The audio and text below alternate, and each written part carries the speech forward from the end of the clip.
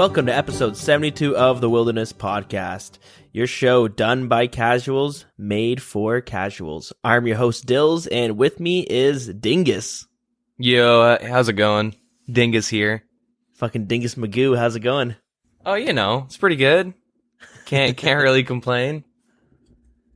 How was your week? Anything exciting happen? Nope. What about you? No, of course. I was gonna say shit, I'm not ready. I have a bunch of shit to go over. Well, kind of. Not really. Maybe. We'll see. So, all right. Last week, I think I said I started doing raids, right? Yeah, you started streaming some raids, doing some solos and duos, and yeah. So my first solo raid was 3 hours long. Yep. And I don't know what I said my kill count is, but I'm over 30 now. Nice, not bad. So I've done over 20 raids this week. So what's a raid usually average out to about, time-wise? It's kind of hard to, like, it's not definitive. It really varies from person to person, but I average about, maybe my average is like hour 10 solo. Okay. I have gotten a couple sub 1 hours though, which is nice. The thing is that raids really vary on what rooms you have and how many rooms you get. Because you can get max rooms where you have like 5 combat rooms and 3 skilling rooms, and then like, oh, this is an hour and a half raid. Okay, let's go. Like if I'm doing it really well, it's an hour and a half. But there's people that do them in under 30 minutes with max gear and stuff, right? Right. Okay. So it I don't know. Yeah. So that being said, I've done like 20 raids. I'm going to say like the first 18 kill counts I got, I averaged on like 1 to 2% rolls in the unique table. So the way it works, we talked about it like a year ago, but so when you're doing raids, you get points, and those points determine how much loot you get, or if you get a chance to roll a unique, which is like, twisted bow, dragon throwing axes, like all that stuff. Yeah. So every 7,125 points you get is a hard 1% chance on the table, and I think you can get like 0.8, so you can have like a 3.8% chance, right? It doesn't just start and stop at 1. Okay. Like there's not like 1% in increments or whatever. I don't think so, at least. So yeah, it was like the first like 18ish, I averaged at like 1 to 2% because I would suicide an inventory in Ulm, and then I would die to Ulm, just messing up. Mm-hmm. And so generally, unless you're like max gear and you're really, really good with like hundreds of kill count, when you go and kill Ulm, you bring in a full inventory of like revitalizations and like restores and brews. You go suicide, so you have more supplies in the fight because, that stays in the ground for a long time. Yeah, he's a tough one. Yeah. But now I average at like 4%, so I only die at Ulm. Like I only suicide at Ulm, and I can do the raid no problem. Nice. It's pretty good. Yeah, it's nice. You average like 200 to 400k per completion of the raid. So it's pretty shitty money if I'm averaging an hour 10 and I'm getting say 300k per kill count. Yeah. Pretty shitty money. That being said though, I teased about it because I should say this, I've streamed a shit ton this week. I streamed like pretty much all my raids. Like my stream quality has gone up since like day one because I was just fiddling with it. Right, I did like a lot of things to just improve my stream, so like it actually is like better resolution. I can stream in 1080p and all that stuff. With no issues because it's kind of hard on the processor, but I went and fixed all that stuff. But I teased about this in our Discord and stuff. I finally got a unique. Oh yeah, I saw the little picture there, and I was like, really? I was like, really? I'm gonna have to wait until the recording to hear about this? Yeah. So, do you want to hear what it is? Is it dragon throwing axes? How much are those worth? 400k. What? A dragon throwing axe? For 100. Sorry. You get 400k though, because you always get 100 from the raid. Oh, I gotcha. Yeah, 3k each, 3k a pop. Yeah, longsword is 400k. I think they're both like 5.8% or something chance to get. I want to guess you got the short sword? Nope. If it's the twisted bow, I'm gonna... No, I said it wasn't the twisted bow. I wouldn't tease about that. I'd fucking, hey, hey, you guys want to go hang out at the GE? Oh, look, I have a twisted bow. That's weird. Oh, shit. Look, I got a max cash stack. Yeah. And chuck it at the duel arena. So I ended up getting Ancestral Robe Top. Oh, shit. That's, what are those worth? You know, I guess obviously, 600 mil? No, I'm kidding. No. I'm kidding. 99 mil I sold it for. 900 mil, though. That's fucking, Yeah. What? That's sick. So that's probably one of the bigger drops you can get from the raids, right? Yeah, so it's a 3.57, 1 in 28 chance to get on that table. Okay. Yeah, I'll do a quick breakdown. So you have a 20, pretty much, I'll just round I'll just round all the numbers. So you have a 24% chance to get a Dexterous or a Arcane Prayer Scroll. Dexterous is like 80 mil, Arcane's like 10 mil. Both would be nice to get. Yeah, but yeah. And then there's 3 items on the 6% chance, which is the sword, Dragon Sword, the Harpoon, and the Throwing Axes. Wow, so those are more rare than the other shit. Those are, yeah, way more rare. And 2 of them are 400k, the Harpoon's 4.6 mil. Yeah, that's funny how that works out. Yeah, there's 2 items in the, like, 5% chance, which is Twisted Buckler, which is, like, 15 mil. The Dragon Hunter Crossbow, which is, like, 50 mil. Which is weird, because it used to be 20 mil, like, a month ago. Shit, probably even less than that. Yeah, it sucks up. I bought mine for like 50 mil or something like that. 49 mil I think I bought it for. I don't know. I bought it for a lot though. And then we have, I think it's 6. Yeah, 6 items on like the 3.5% chance. You have Din's Bulwark, Ancestral Hat, top, bottom, Dragon Claws. Nice, okay. So the Bulwark's 12 mil, Hat's 16 mil, the top is 99 mil. Robe is 70 mil, claws are 78 mil. Wow, okay. So I got I'm so happy I got the best item on, like, I'm pretty lucky for, okay, I was supposed to, statistically, you know, getting onto the rare drop table was, like, pretty likely. Just how the percentages work and how many raids I've done. But getting that specific item obviously is really lucky. The 1 in 28, and it's, like, the 4th most expensive item on the table. The only thing beating it is a 3rd most. The only things beat it is the Twisted Bow and the Kodai insignia. Oh, the insignia is 105 mil, and then the Twisted Bow is like 1 bill. Wow, yeah. So big differences there, but still 99 mil. That's fucking that's like 3/4 of my bank. Yeah, it's fucked. I was super happy. I'll just say this. So there's 3 items that are on the 2% drop table, 2.38 exactly. Elder Maul, Kodai, and Twisted Bow.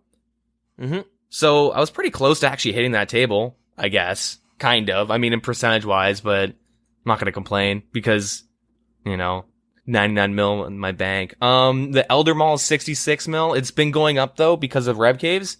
Right. Everything's been going up because of Rev Caves. We'll talk about, I'll bitch about that in a bit. Don't worry, guys. Sick. Can't wait. Yeah, Kodai. Yeah, I already said the price of the Kodai and Twisted. So, anyways, that robe ended up getting me my Dragon Warhammer, and then I was able to sell my Sorry, what? No, I was thinking, you got that back. Yeah. Got my Warhammer back. I sold my BGS, and I was able to buy the Hunter Crossbow. Damn.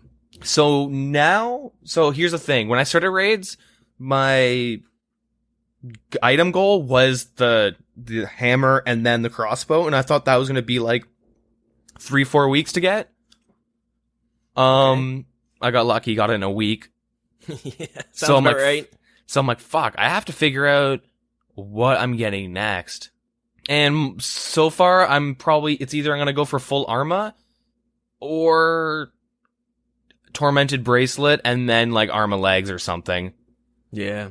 I still have to figure out that, exactly how I'm going to get all that. Because, Dragon Warhammer is like the best spec weapon for raids. Yep. Obviously, it's so good. And the Dragon Hunter Crossbow is the 2nd best range weapon against Ulm. Best being Twisted Bow? Yep. Okay, fair enough. And Hunter Crossbow is the best against Vorkath, so... Fair enough.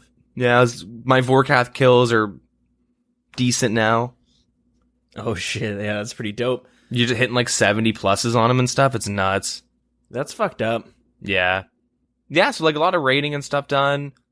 Like I already have my prayers and shit. So when you're doing raids, I might have said this, but the most important thing is Dragon Warhammer for raids, and then after that, it's the rigor. Okay. So like I'm pretty like ahead of schedule. But yeah, I've been doing a lot of raids, and I want to say before I did that solo and got that ancestral robe, I like sent my buddy a message, "Yo, dude, let's do a duo." He doesn't respond. I'm like, all right, he's probably man. And like I was talking to him like earlier that day, and I'm pretty sure his girlfriend, he just got pulled, like she pulled aggro or something. He just couldn't get away from her. I don't really know. So I'm like, all right, fuck, that sucks. And I go and message another friend who had never done a raid before, but I'm trying to get them into doing raids so I have people to duo with. And they're like, and they give me the same fucking excuse. Oh, I'm too tired. I just don't feel like it. Maybe tomorrow. They've been saying that for like a month straight, and like, well, maybe tomorrow. I'm like, all right, fuck it, I'll go do a solo. And then I get that. So good thing they didn't come because I didn't have to split. Yeah, that works out in the end, doesn't it? Oh, it works out so well. So since you're more seasoned in the raids department, yeah, you want to give us a rundown on like some of the stats that you should have before you start looking to start doing raids, and some of the starter items. You know what I mean? Yeah. So a lot of people aren't going to jump into raids with a Dragon Warhammer and stuff like that, right? Yeah, of course not. I mean, yeah. So if you're a skiller, the most important thing is like 67 farming, 78 herb lore if you're like a skiller. And that's all you need. 90 no combat stats? If you're like a level 3 skiller specifically. Oh, okay. 9, but like it'll be kind of, if you only skill, that's your only thing you're doing, like get 90 herb lore. 78, like some people will let you in, but like the good ones want you to be 90. And 78 is for overloads, and 90 is for overload pluses, which are busted as hell. Is that just more stats? Like a bigger boost it gives you? Yeah. Okay. Yeah, there's a big difference. I don't know the exact numbers, but like, yeah, there's a big difference. But yeah, so if you're just a normal person and you're on a budget, you have to have Western Hard Diaries done for full elite void. So you have melee, range, and mage, and then the upgraded, top, bottom, and then like the gloves and shit. I would say like primordials or Pegasians. Pegasians are preferred, but they're a little bit more than primordials. You can bring dragon boots, but like, trust me, you're gonna need like it's not that good to have dragon boots. Like, yeah, primordial. So one or the other, you think? I would say if you have an option, get Pegasians, because Pegasians are like way more important for raids. Okay. Hasta is, you need it no matter what. It's 100% needed. Obviously, Dragon Defender, and a Fury necklace, or you can bring like Anguish, Occult, and Torment. That's obviously better. But yeah, Fury, you need Berserker Ring, like some sort of crossbow as well. Like, we talking rune? You can. I brought a rune for a couple, for a decent amount actually. For a little, like probably like 12 raids, 12 kill count. I brought rune. Hey, you can bring rune. You need a crossbow. You need blowpipe.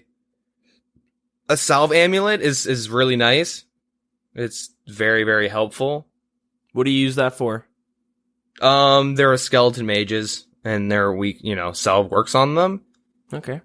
And yeah, it's super, you don't need it though, but it's luxury, but it's super easy to get. You just do Haunted Mines quest, and then you can do Kane's Lair, which takes 30 seconds. It's so fast. And then if you have 75 crafting, you can make a Slayer ring, teleport straight to the lair, run in and do your thing, and then you can get it upgraded. Yeah, you have to walk in first though. You have to enter it first before you can use the Slayer ring teleport. No, I was able to teleport straight there. You probably did it after or during Haunted Mines. Well, the thing is, I did Haunted Mines for the salve amulet, and I was reading a guide, and it said the part that takes a while is actually getting to the lair. You have to go through a bunch of bullshit, apparently. Yep. But I had the Slayer ring, and I was able to teleport straight to right outside the room that you walk into.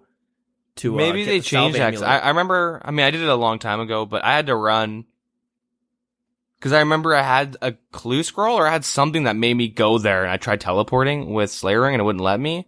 This was a long time ago. They could have changed it.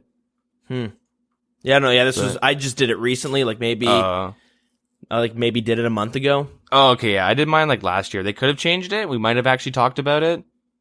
I don't know. But yeah, I guess if you can teleport there now, that's nice. Definitely like a good convenience thing. Because walking there is kind of a bitch.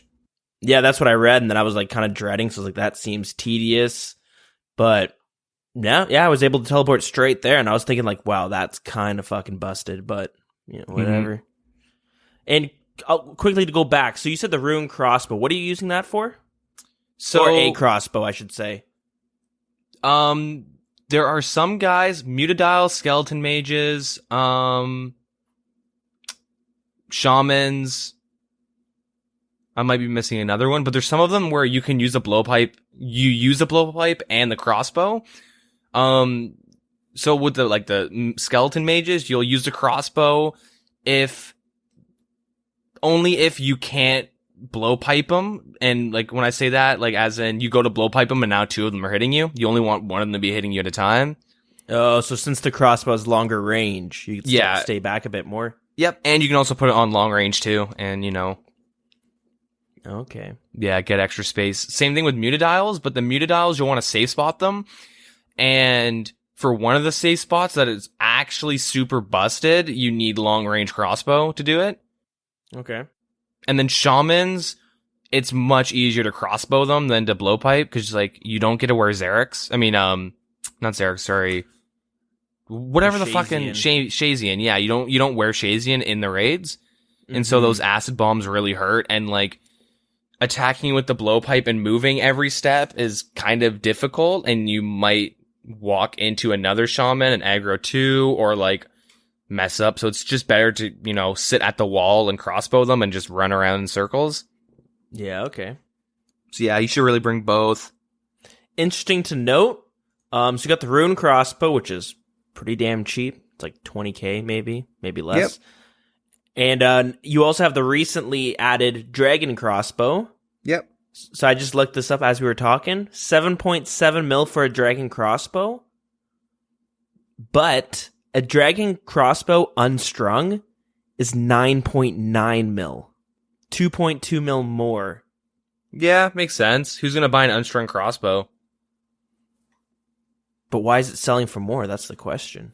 People probably just put them up and like whatever, Fair enough. I'm thinking... Yeah, I don't know. That one's a little bit more confusing. Yeah, sometimes the prices just need time to kind of catch up to each other. You know what? I think you're right. I'm looking up on the the RS Buddy GE Exchange, whatever, tracker, and it says only one is sold like every day. Yeah. So maybe you're right there. I was thinking like maybe this is some crazy fletching experience method. Nah, it's so undertraded that people just have an offer up there. Just, maybe I'll make some money.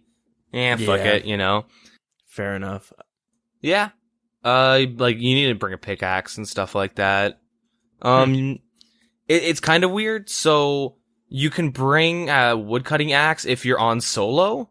So it's weird. There's things you do in solo that you wouldn't do in others. So like in solo, you can bring an axe. I don't. You bring an axe though, just in case you get Mutadile's first room. Okay. And what you do is, or you just get Mutadiles in general, but if you bring an axe, the benefit is when you get Mutadiles as your very first room, you just run in and suicide and just keep cutting the tree. Don't even use any food. You just keep like range prayer up and you just sit there and woodcut and do it over and over again, because you lose like 30 points. So which is nothing. And then once you cut the tree, you suicide and then you just run in and just do the room. Okay. I don't bring an axe anymore just because I bring a lot more items than I started, and I need more room for potions, and I'll just skip it. But you get axes pretty easily, just from the scavengers, or if you have an ice demon room, you get an axe right there, and you don't even suicide later on. But in duos and stuff like that, you don't bring an axe because you don't even cut the tree. You guys just sit far back and just range him and run around if he gets too close, and yeah. If he starts eating the tree, it's not a big deal because you can just out DPS it. Yeah, it's super weird. You need a rune pouch though. It's a must. Because you need to put water strikes in for Ulm. Then you're not going to waste 3 inventory spots for runes when you can just spend 2 mil and have a rune pouch, which you're going to be needing anyways for other things. Yeah, it's great to have. If you don't have one and you're getting to like a higher level, it's really nice to have. Especially if you're doing Slayer and shit, you throw in your Alk runes in there and it saves an inventory slot, which doesn't seem like much, but in the long run, it does help out. Trident is a must.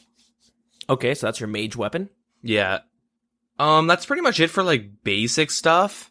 Very, very basic, I believe. Like a BGS would be really nice too. You should bring one. I mean, it's not like, I don't have a BGS, I can't do rage. You probably can. Ulm will be a lot harder and slower though.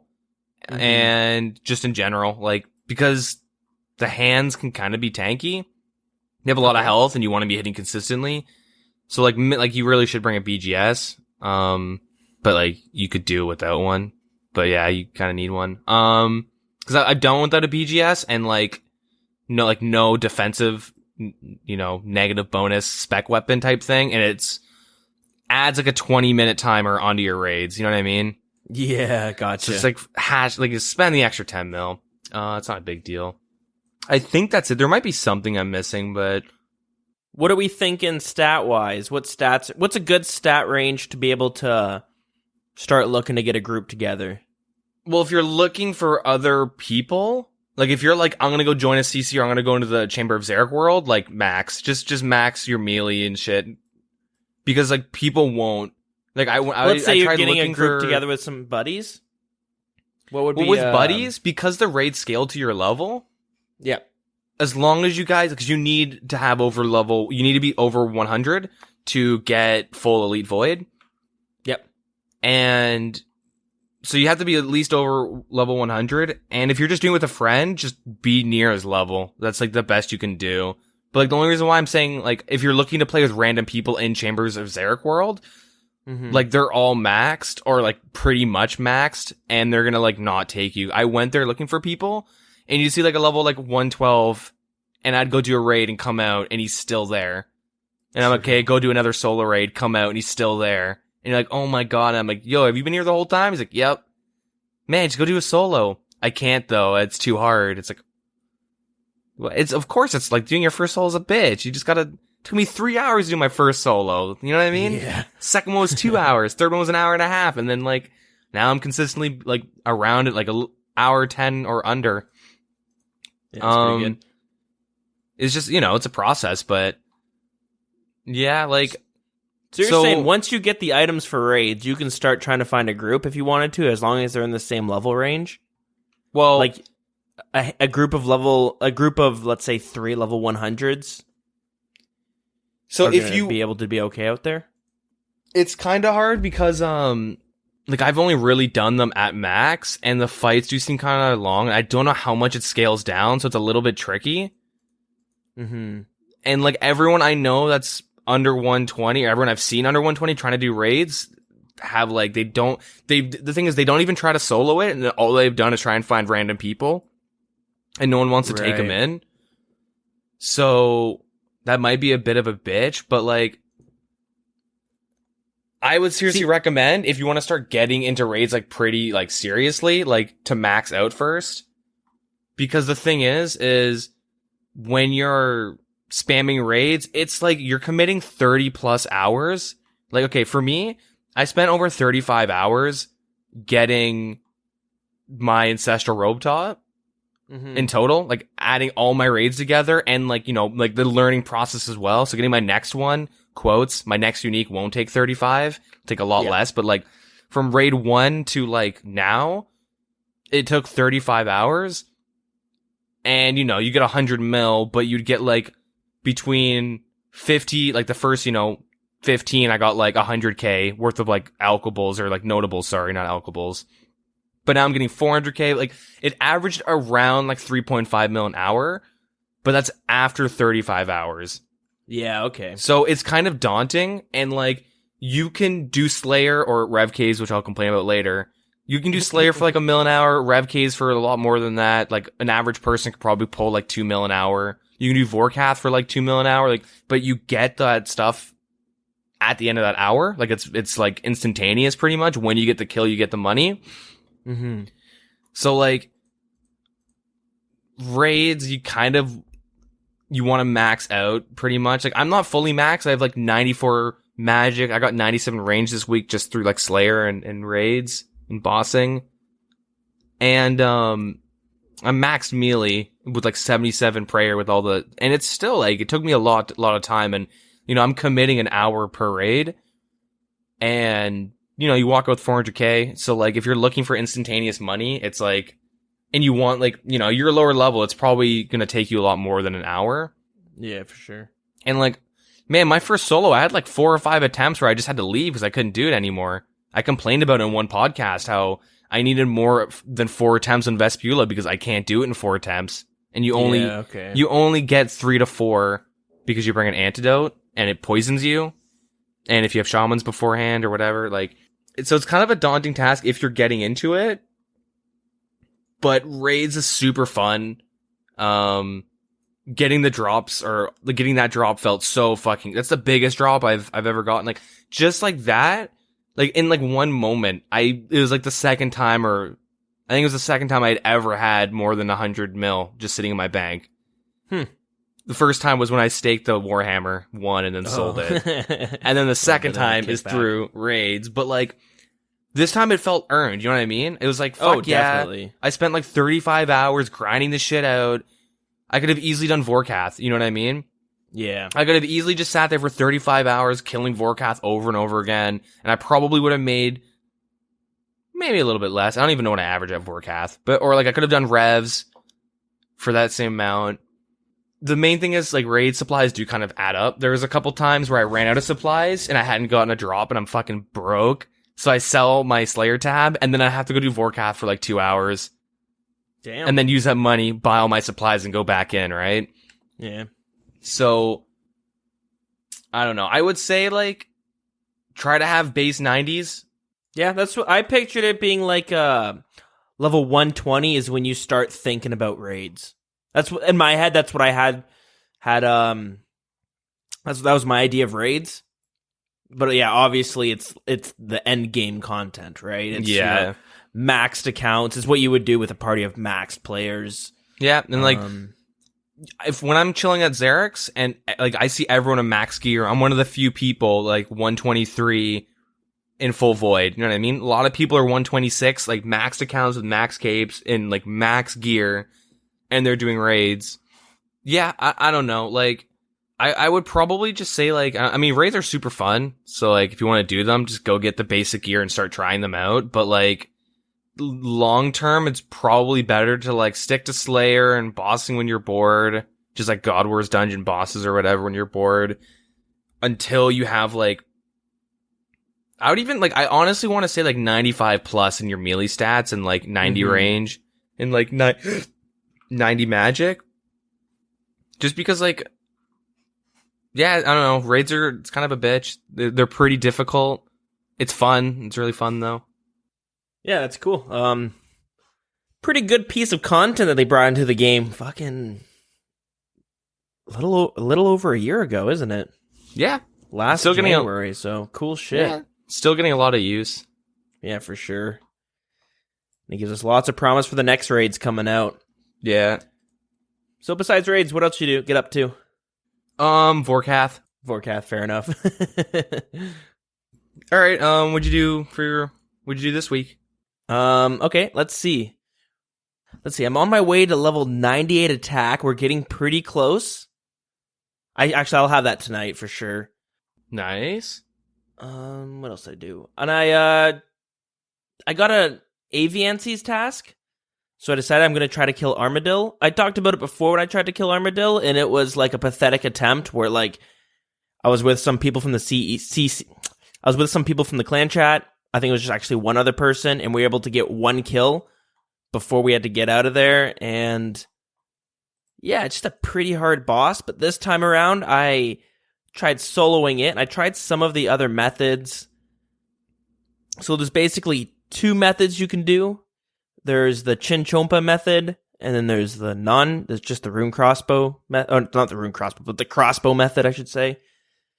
With the chins, basically, you get into the room, you get yourself into the corner. So you got the Armadillo boss, which is Kriera, and then you got 3 minions, and there's like a magic, a ranged, and a melee minion.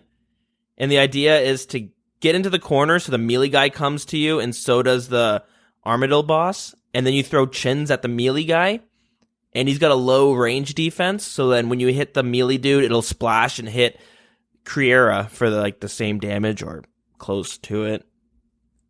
The problem with Armadillo, and I guess this doesn't count for the chin method, but when you're not focusing her, she'll melee you, which can do some hefty damage.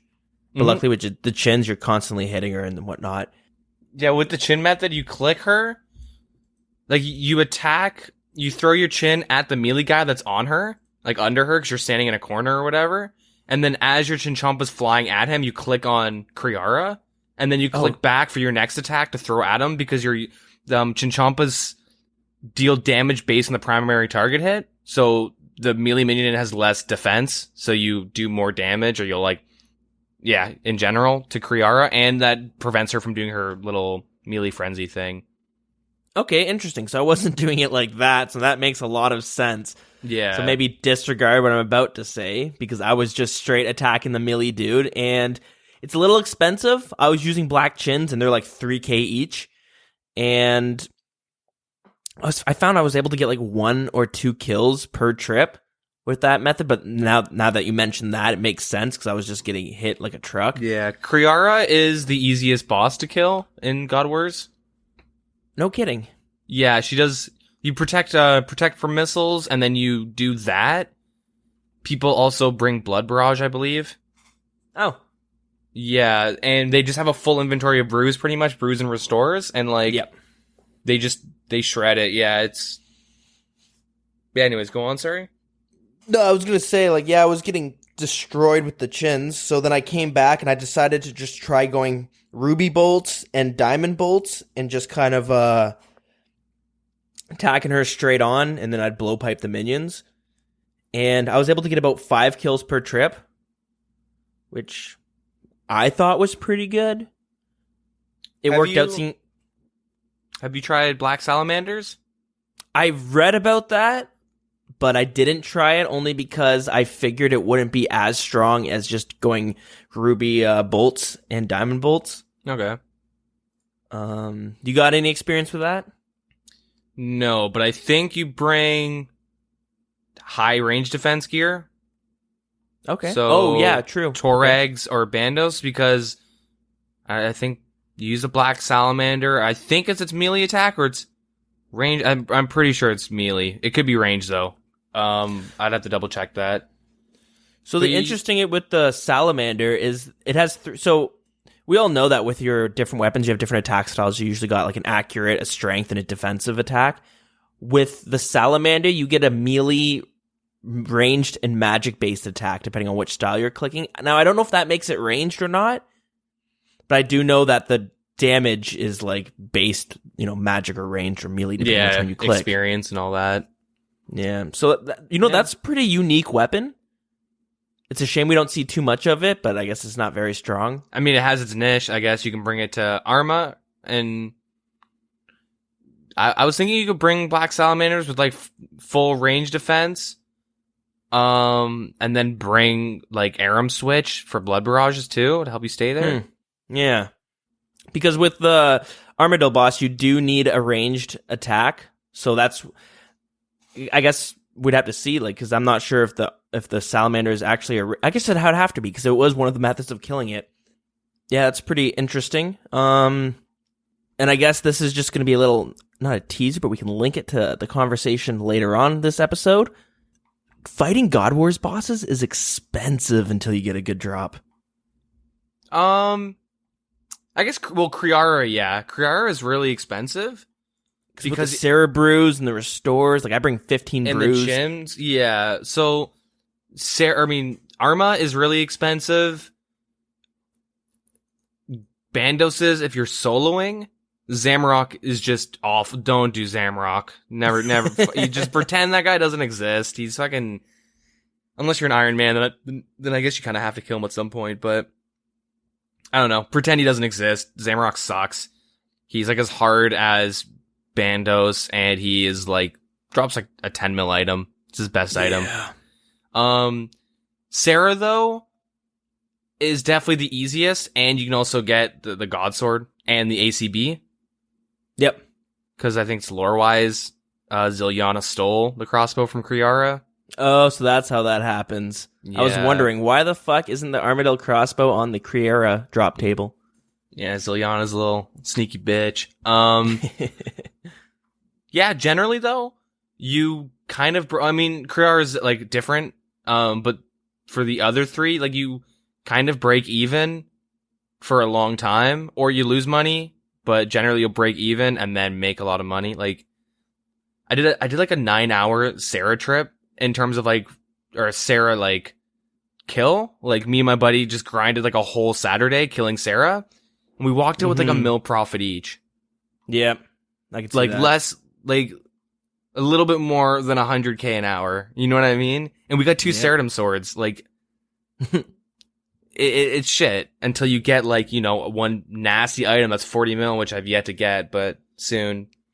Yeah. So the reason I'm bringing this up, just to link it to later on, I'm sure everyone knows what we're going to be talking about and why I'm bringing this up, but yeah, you get like an Armadillo kill and they're like, boom. Oh, what did I get? 20K cash drop. Oh, wow. Cool. And I just spent like 30K trying to kill him. You know what I mean? Like Monkfish.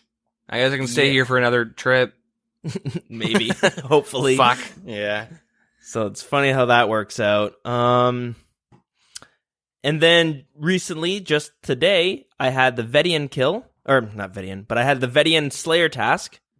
Yep. I decided to kill 35. I went out there, tried to kill him the first time. He hits hard. He's kind of reminds me of Calphite Queen, where he just has these hard hits that you can't defend against. And wait, you're not safe spotting Vedian? So I tried him once, and I got like 1 kill, and then I said, fuck that. Went back, looked up a safe spot method, and went and tried to do that. So you gotta just lure him to his, like, there's like Dwarven square. Yeah, you lure him outside of his wandering zone, I guess. And then you have to walk under him, and it pushes him outside of that zone, and he just stops moving. Yeah. And he doesn't attack you, and you can just melee him to death. Yeah. So I did that, and it's kind of pathetic that that's the way to kill it.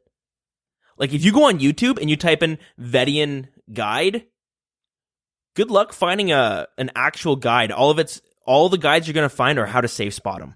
Yeah. Every fucking guide is just how to safe spot him.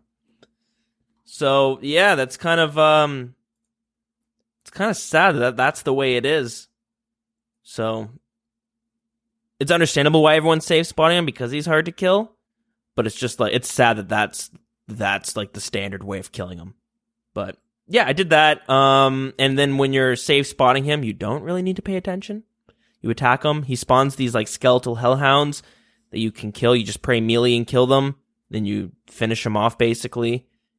I was half AFKing and I got PK'd and smited and lost my Dragon Defender. So that kind of fucking sucks.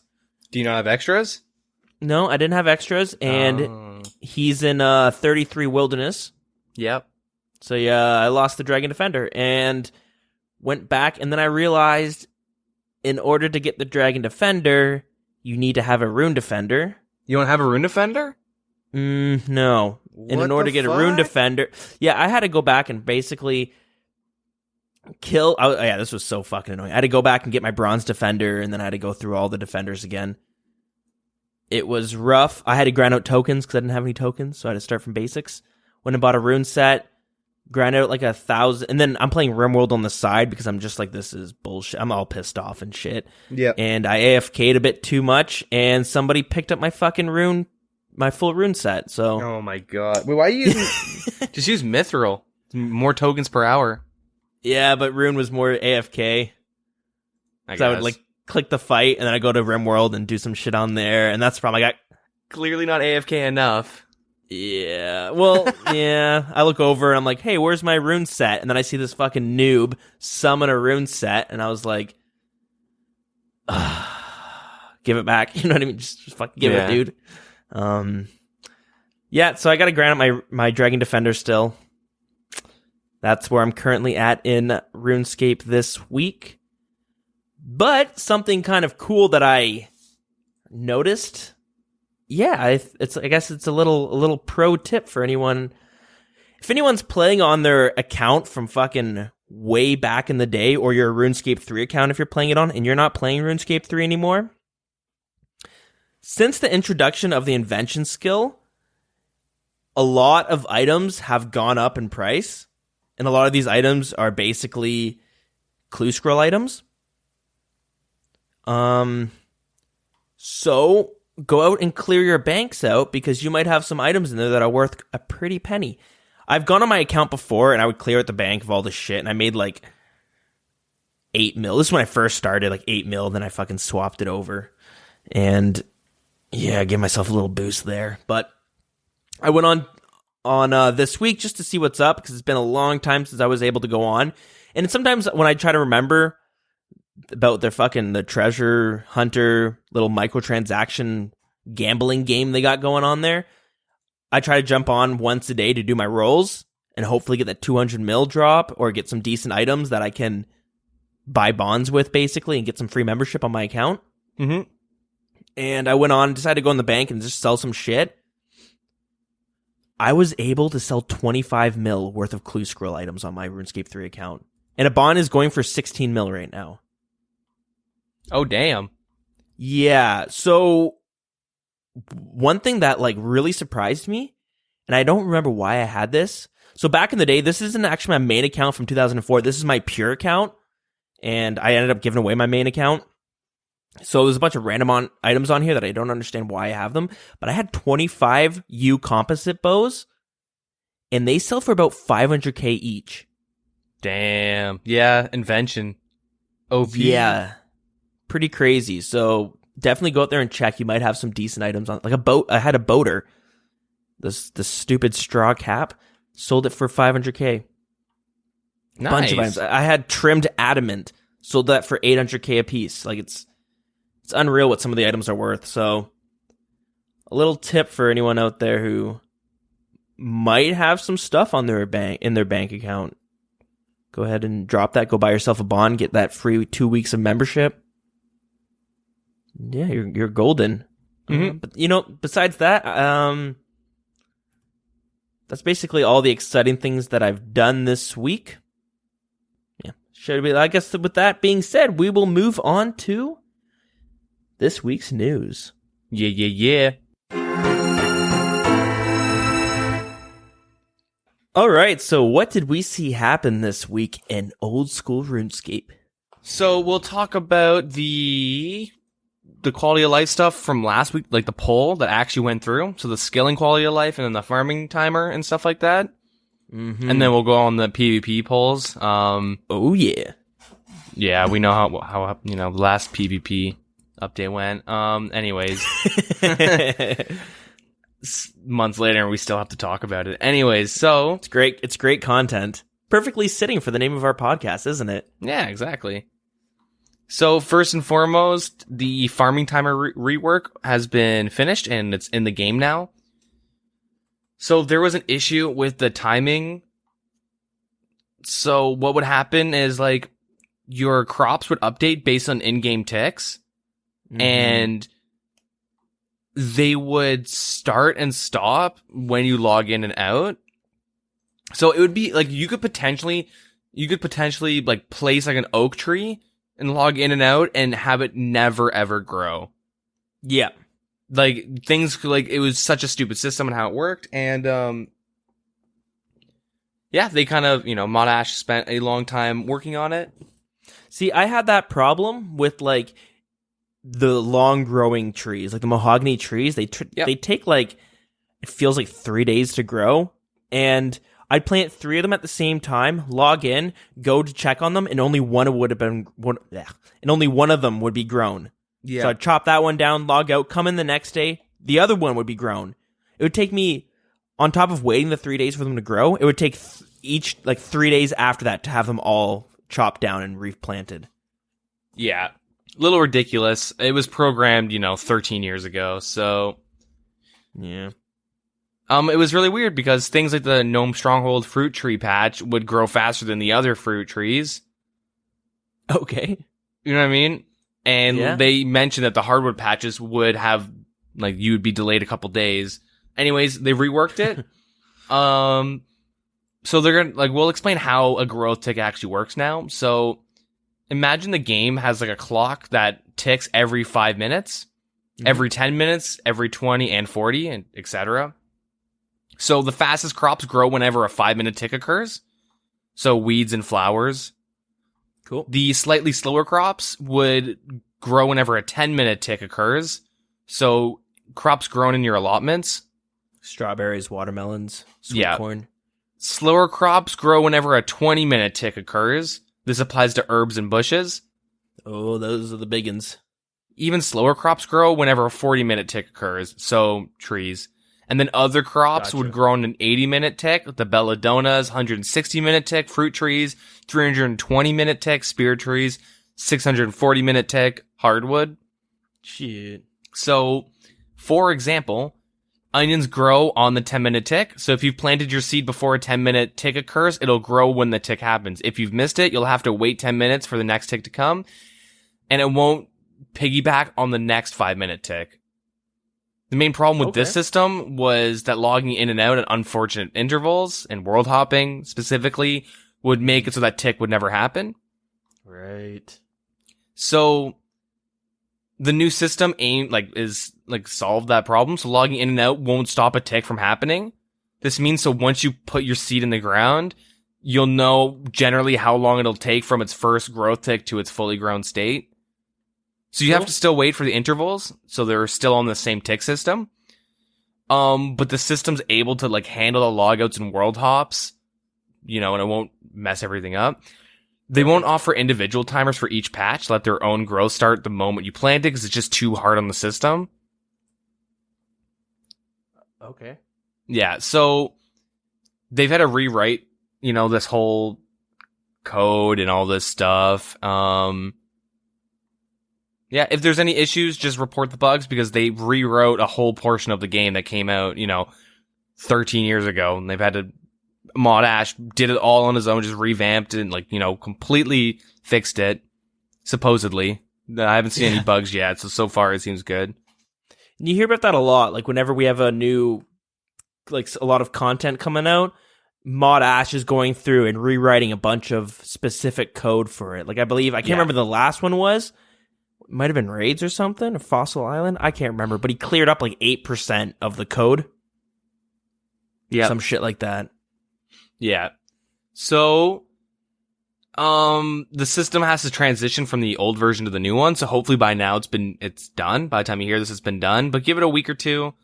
Should be more than enough time because it's got to once your crops are done growing and all that stuff. So you got to give it some time to kind of transition to the new farming system. Mm-hmm. Yeah, so that's a huge update. That's super nice for the skillers. But we'll talk about what passed, and it is pretty much everything. Sounds good to me, I guess, right? Yeah, so search and attack options found at the end of the herbivore hunting activity have been switched, so attack will now be the left-click option. Cool. Jar generators now have been switched to have a left-click option on the impling jars, and a right-click for butterfly. Fair enough. And if a player's upgraded the fertile soil spell, if the player has the upgraded fertile soil spell unlocked, but isn't carrying any volcanic ash, they'll now be given the option to never see the warning again. Okay. You can now catch 2 Karambwangis at level 5 fishing, and every 5 levels past this, you'll catch an additional Karambwangi. Okay, cool. The scroll of redirection now uses a scroll interface when selecting which tablet to redirect on, which is pretty nice. I just buy all mine, but yeah. Players now store up to 1,000 buckets of each type of compost on the tool leprechaun, and they've also allowed empty buckets too. I don't know if you can put noted. It doesn't specify, so I still think you're unable to put the noted in. Yeah, I see a lot of people complaining about that. Yeah, I don't know. It's a lot of compost. This is a huge buff to Ultimate Iron Man. Oh yeah, huge definitely. Fucking buff. Huge buff. No but kidding. And might as well store all your actually, if you can't put them in noted, it might not be worth it, but you can free up some bank space by giving it to the Tool Leprechaun guy. What I always do is whenever I'm doing a farm run, all my empty space gets filled out with the compost that I have in my bank, and I store it there. Yeah, that's what I do too. And slowly do it. Like, I don't have a problem with 1,000 compost. I just think it's unnecessary personally. I thought 255, like that was enough for me. 255 of each. Never had a problem with it, but whatever. Yeah, it's weird, but whatever. The Tower of Life, activate, they have the left click option on activate, and then it automatically takes stuff from your inventory to do all that weird Frankenstein stuff we talked about last week. Oh, yeah. Yeah, Slayer Masters remind you to only kill creatures on task while you're in the Slayer Cave. So they changed that, so they'll only do that every 30 seconds. So when you're in need of getting hit by Bloodvelds and you're on auto retaliate, that message will pop up every 30 seconds instead of, every time you try to attack them. Yeah, that was annoying because made it impossible to pick up your cannon. Yeah. You go to pick it up, and then someone would hit you, and it would cancel your action that's to pick up the cannon. It's pain in the arse. Yep. The Dig Site Pendant, you can now right-click for teleport options when you're wearing it. Perfect. Which is nice. The bolts, leather crafting, and glass blowing now have the make all interface, but the bolts are 1, 5, and 10 intervals instead of all. Fair enough. Yeah. The Guardian Mummy at the Pyramid Plunder has now been given the ability to remove the remaining charges from the Pharaoh Scepter. And you can now charge the scepter with noted artifacts. Okay. And there's when you do the start minigame option, the dialogue of the Guardian Mummy you won't always see it. If you've seen it once, you only see it once. You don't have to go through the dialogue every time now. Cool. A chat box message has been added to notify that poison resistance is about to expire, and the Staff of Light now displays its special attacks effect when hovering the special attack bar. All right. Yeah, players may now clear our broadcast messages from their chat history by right-clicking their clear history option. So, yeah. Cool. If you don't want to be spammed by the Twitch channel and stuff like that. Mm-hmm. If the Dead Man tournament's going on and you don't give no shit about it, you can clear that out of your chat. Yep. Yeah. So items dropped in Vorcast instance will now stay on the ground for 30 minutes like they do in the Grotesque Guardians. Okay. Din's Bulwark now applies its damage reduction effect only if wielded in a defensive stance. Which apparently they specified, but they never actually got around to doing it. So they've done that now. Seems a bit weird, but whatever. Pretty much it. That is it for what happened with the skilling update. Interesting to note, I did not see them fix taking the dig site barge, only being one NPC. Thought that was going to be in here. It's still 3 NPCs to get there, apparently. Unless they fixed it, and I just haven't paid attention. I don't know. Who goes to Fossil Island anyways? I do. I got some fossil wyverns to kill. True. I gotta make use of that dragon fire shield I bought last week. Yep. Yeah, let's this one's a little bit of a doozy to go through. So sick. This is the PvP quality of life update. It's week 3. Week 3. Yeah, dude. So there are how many questions? There's only 15 polled questions, but there is a couple unpolled questions that they're already going to do. Yeah. So 318, World 318, that's the dedicated bounty hunter world, if you didn't know.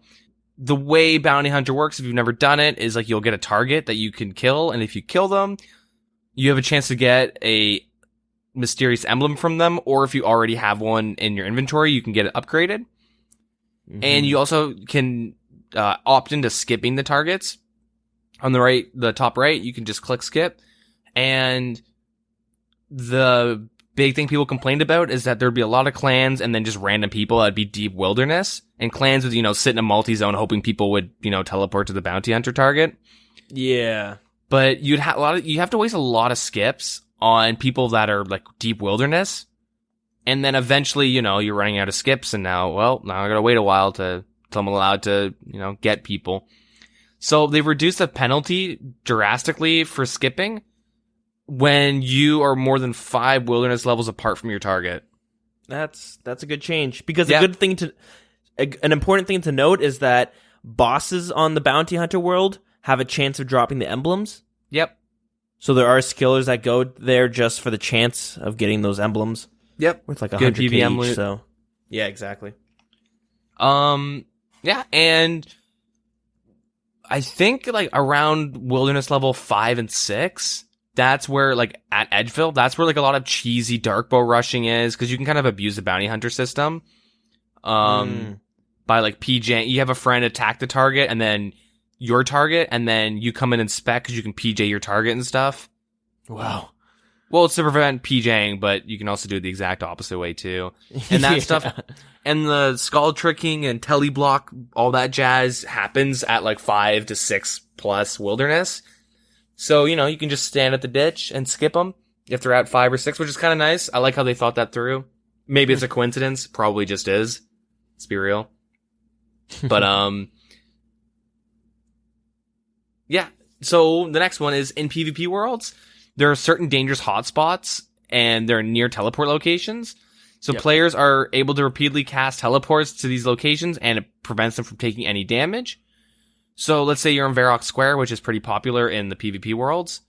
You can just, I'm about to get hit, teleport. And when you're teleporting during your, like, you know, the damage coming through, the opponent gets the experience drop, but you don't take any damage. People were abusing that for like big Gmaul specs or whatever. It was, pretty common for regulars to do stuff like that too. Okay. So they've added a 10-second cooldown applied to the same spot. So you can't just teleport, you know, to the same spot, like Varrock or whatever. Yeah, fair enough. The cooldown will not apply to jewelry teleports, so you could still do this at the duel arena, which I know people like to PK at, but you're gonna have to go to your equipment and stuff. It's weird. It's not really worth it. You're limited on your charges as well. Yep. It also prevents house portal rushing and all that stuff. Fair enough. Or helps negate it, I guess. Yeah, so the Mud Pie has the ability to lower a player's run energy. Because they deal no damage, it is possible to stack multiple Mud Pies on the same target, reducing their run energy to 0 in a single game cycle, or like a tick, even when you're in single combat. So first of all, Mud Pies exist. I didn't know these were an item at all. Did you know about these? I mean, I did, but I forget. There's so many items in this game that I constantly forget. Similar to last week with that the tea flask and that lunch pail thingy. Yeah. I've read that they were there, and then I just forget because you don't ever need them. You never see anybody with them. Same with the mud pie. It's a pie that you can, I think you equipped it. You can throw it, right? Yeah. I don't even think you can eat it. No. So you equipped it and you throw it and it reduces a player's run energy. So from 100%, it goes down to 25%, and then it would go 20, 15, etc. And it goes down and down and down. But, you know, you have a clan whipping it at someone, right? Boom, no run energy. Oh, they drank a stamina. Boom, no run energy. Like, yeah. The most common way of getting these mud pies are from baby implings. I think that's how most people get them. Okay. Or they're put into the game. Kind of weird. Didn't really know it was an item, to be honest. But yeah, so they'll be applying single combat rules to mud pies, regardless if you're in single or multi. Seems like an item that even the mods forgot about, right? Yeah, So I mean, if figure out you're this, able to like spam, you and your clan's able to spam someone in single. It's weird that it's not the same in multi-way combat. Because forcing someone to walk is kind of smart if you could do that. Yeah. You know what I mean? I think it should be just applied to single combat. And the thing is, mud pies aren't really stackable. So you have a clan, you know, they're all wasting inventory spots. Oh, it's not stackable? Oh, I guess not. No, that doesn't make sense. No. So I don't really like how they made it apply to multi-way as well. But whatever. Yeah, so that's it for that. So with auto retaliate, they're going to be kind of changing this a bit. So whenever movement is prevented by a spell such as Ice Barrage, whilst auto retaliate is selected, you don't always auto retaliate. And when you do, the chat box will get filled with messages saying you're unable to move and, you know, whatever. Even if you have range.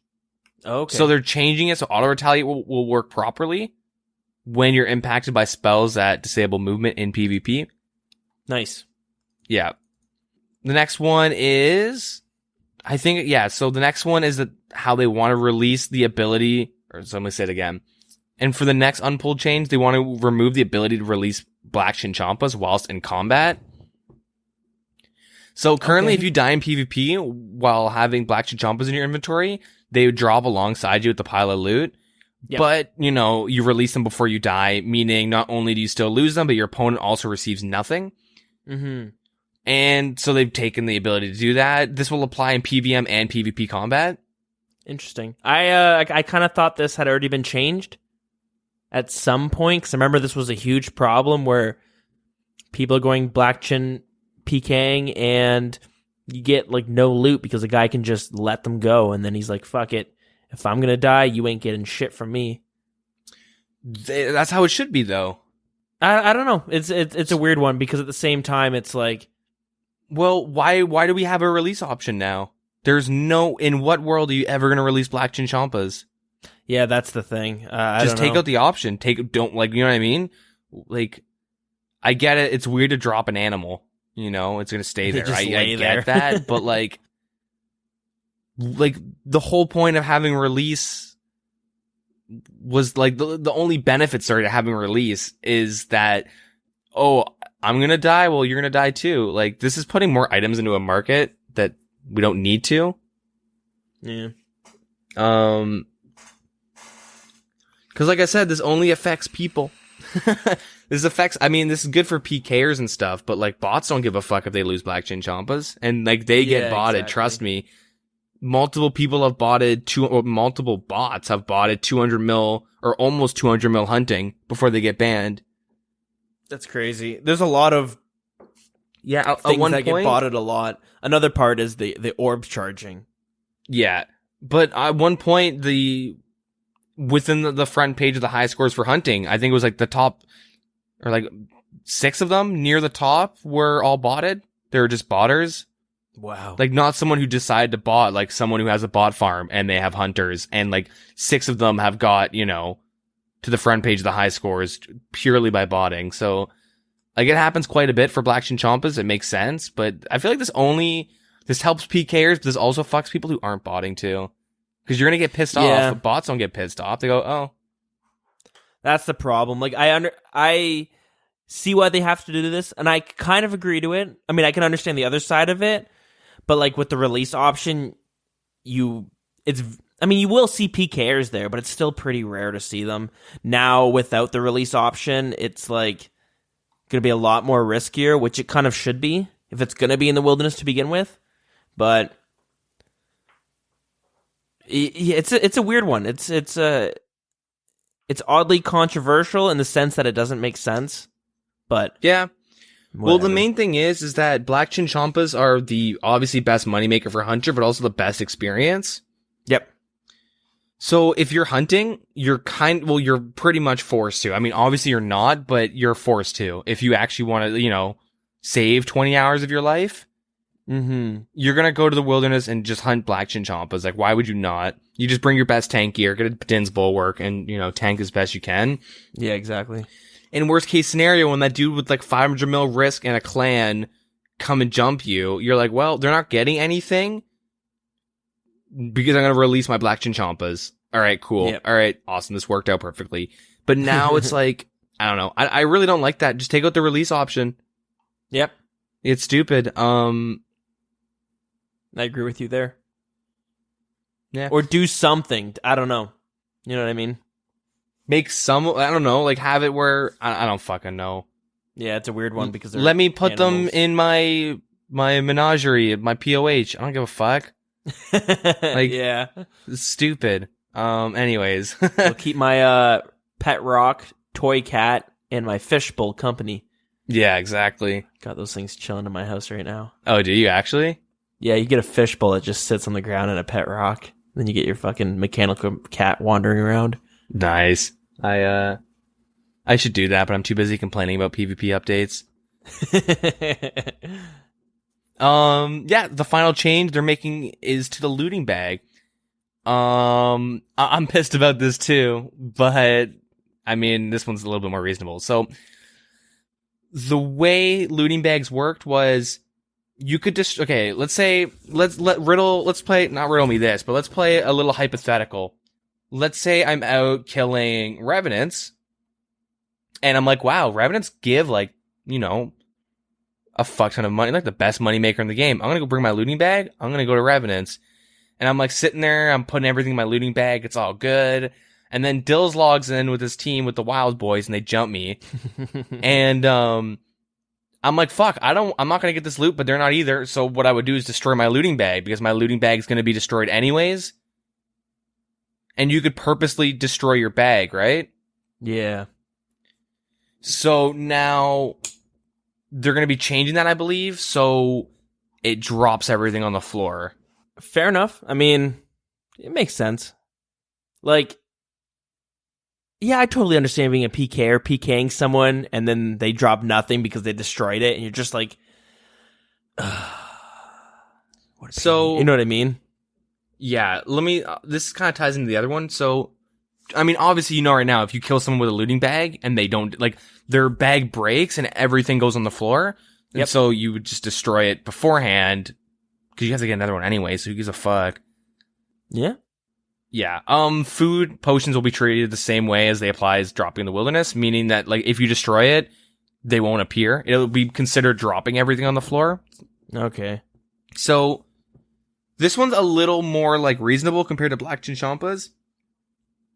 But okay, so let me say this. If you're like as a player playing RuneScape and you're like in the wilderness, you have like I guess in general, right? In general, you have, 4 resources in the game?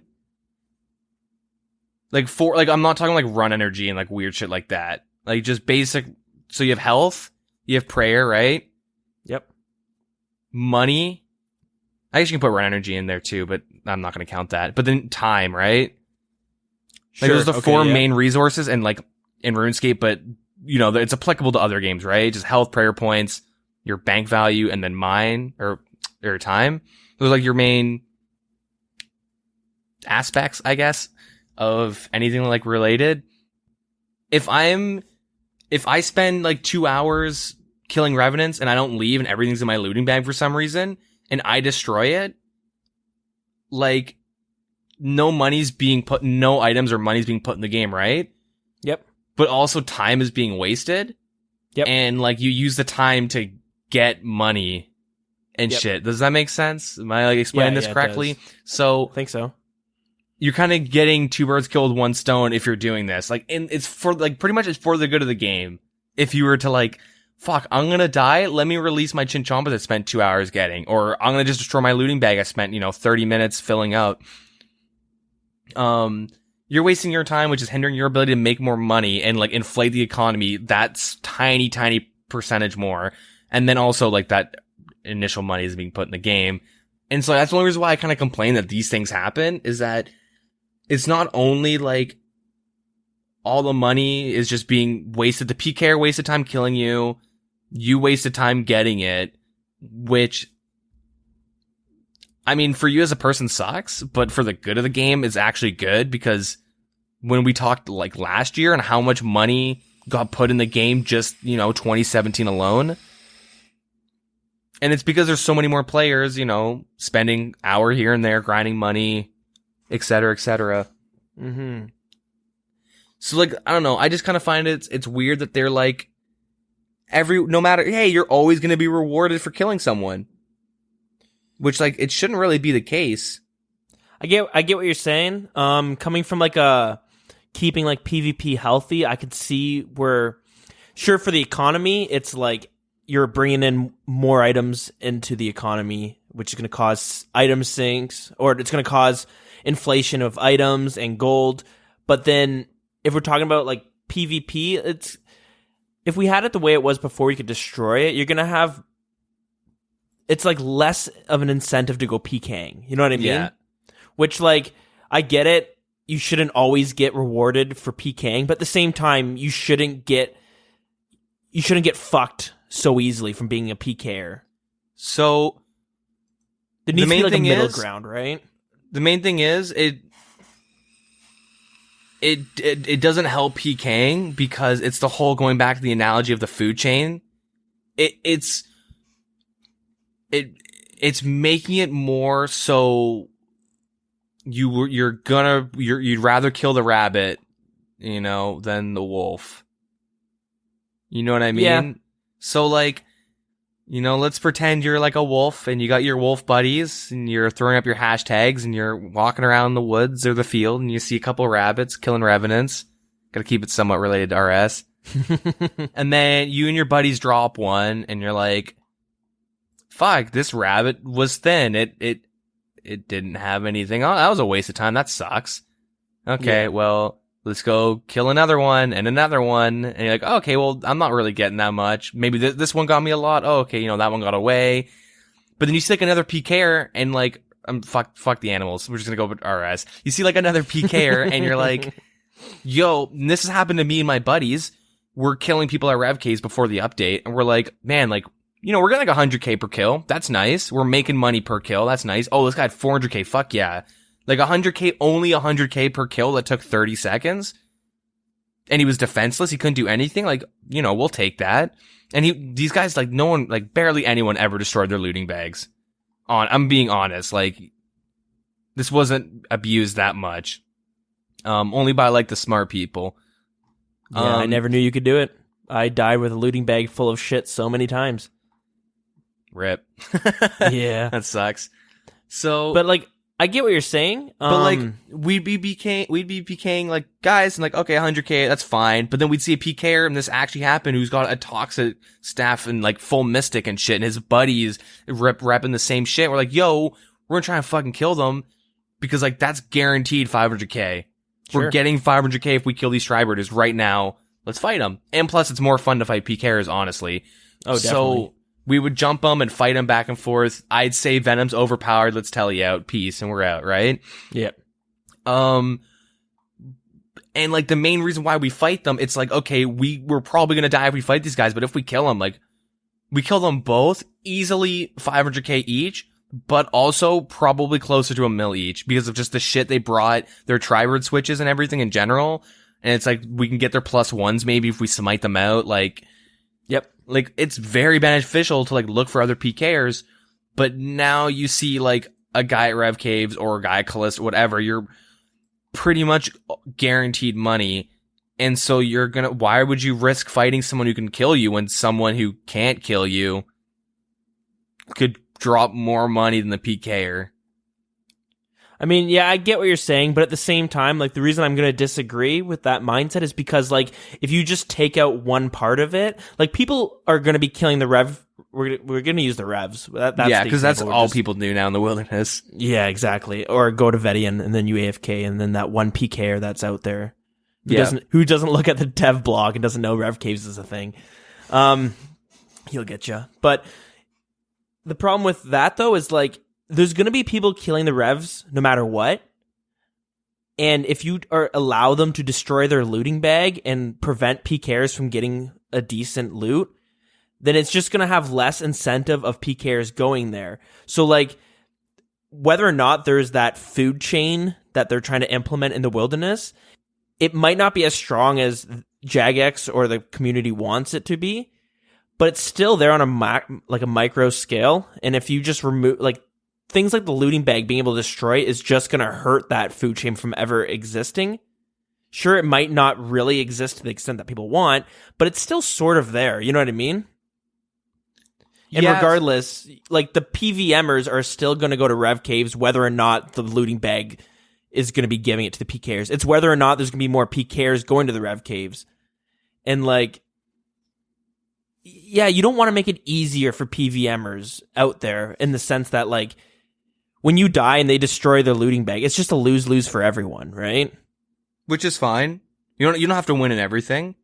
Yeah, but it's just like you don't want to hurt the people who are PvPing because then it's going to hurt the people who are hunting PvPers because now they have less people to find.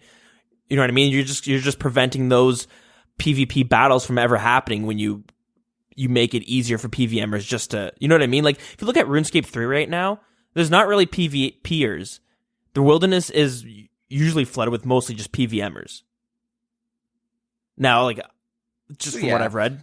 Yeah, and like, but you don't want that. That would hurt the game way. Like, that right there is not what you want, because that would be really bad for the game. Yeah, so like, well, RS2 specifically, I know the point you're making. Like, that happens mainly because they've heavily tailored the game towards PVMing and bossing, which is kind of happening to RuneScape right now.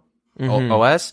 So regardless, that's going to happen at some point. But I know exactly what you mean. Where like, why would I kill this guy? He's just gonna destroy his shit, and all I'm getting is like 60k from him. I'm getting his bracelet and his ether, which and his glory, which I still think like, okay, 80 to 100k guaranteed that's decent. Yeah, that's not bad. That like, I could go in an hour with my buddy and we walk over the mill each, like PKing at revs and like not getting anything. That's like great. Like if we're killing dudes that are running to the rev caves, you're getting like 60 to 100k guaranteed. Like that is good money for something that you're having so much fun with. It's a trade-off. Yeah. You can sit there and spam Zara and you can make 2 or 3 times the amount of money, but it's not fun. I want to put a bullet in my head. You know what I mean? Like it sucks. Fuck Zara. Or I can go PK, make like $1 million an hour, and I'm having a lot of fun. Hey, maybe I'll find a PKer and we'll kill him, and boom, there's, 800k. That's happened before where we see one PKer just chilling and he's baiting for his friends like an idiot, and they're really uncoordinated, and we just like rush him down, loot, and peace out before his buddies are like after us. That's super fun. But like, no one, like I've never really, like every time I killed someone at the res, it was like either they just got there, like we see them running and we just kill them anyways because fuck it, or it's like we kill them, we get some addy, we get like a rune warhammer, like they weren't not many people were destroying their looting bags, and a lot of people weren't even bringing looting bags. Yeah, they were just fill up their inventory and they just leave because I'm gonna leave after 6 kills anyways. Why? You know what I mean? Like that's kind of what people were doing. So, and plus, if you die, you lose the looting bag. No one's gonna.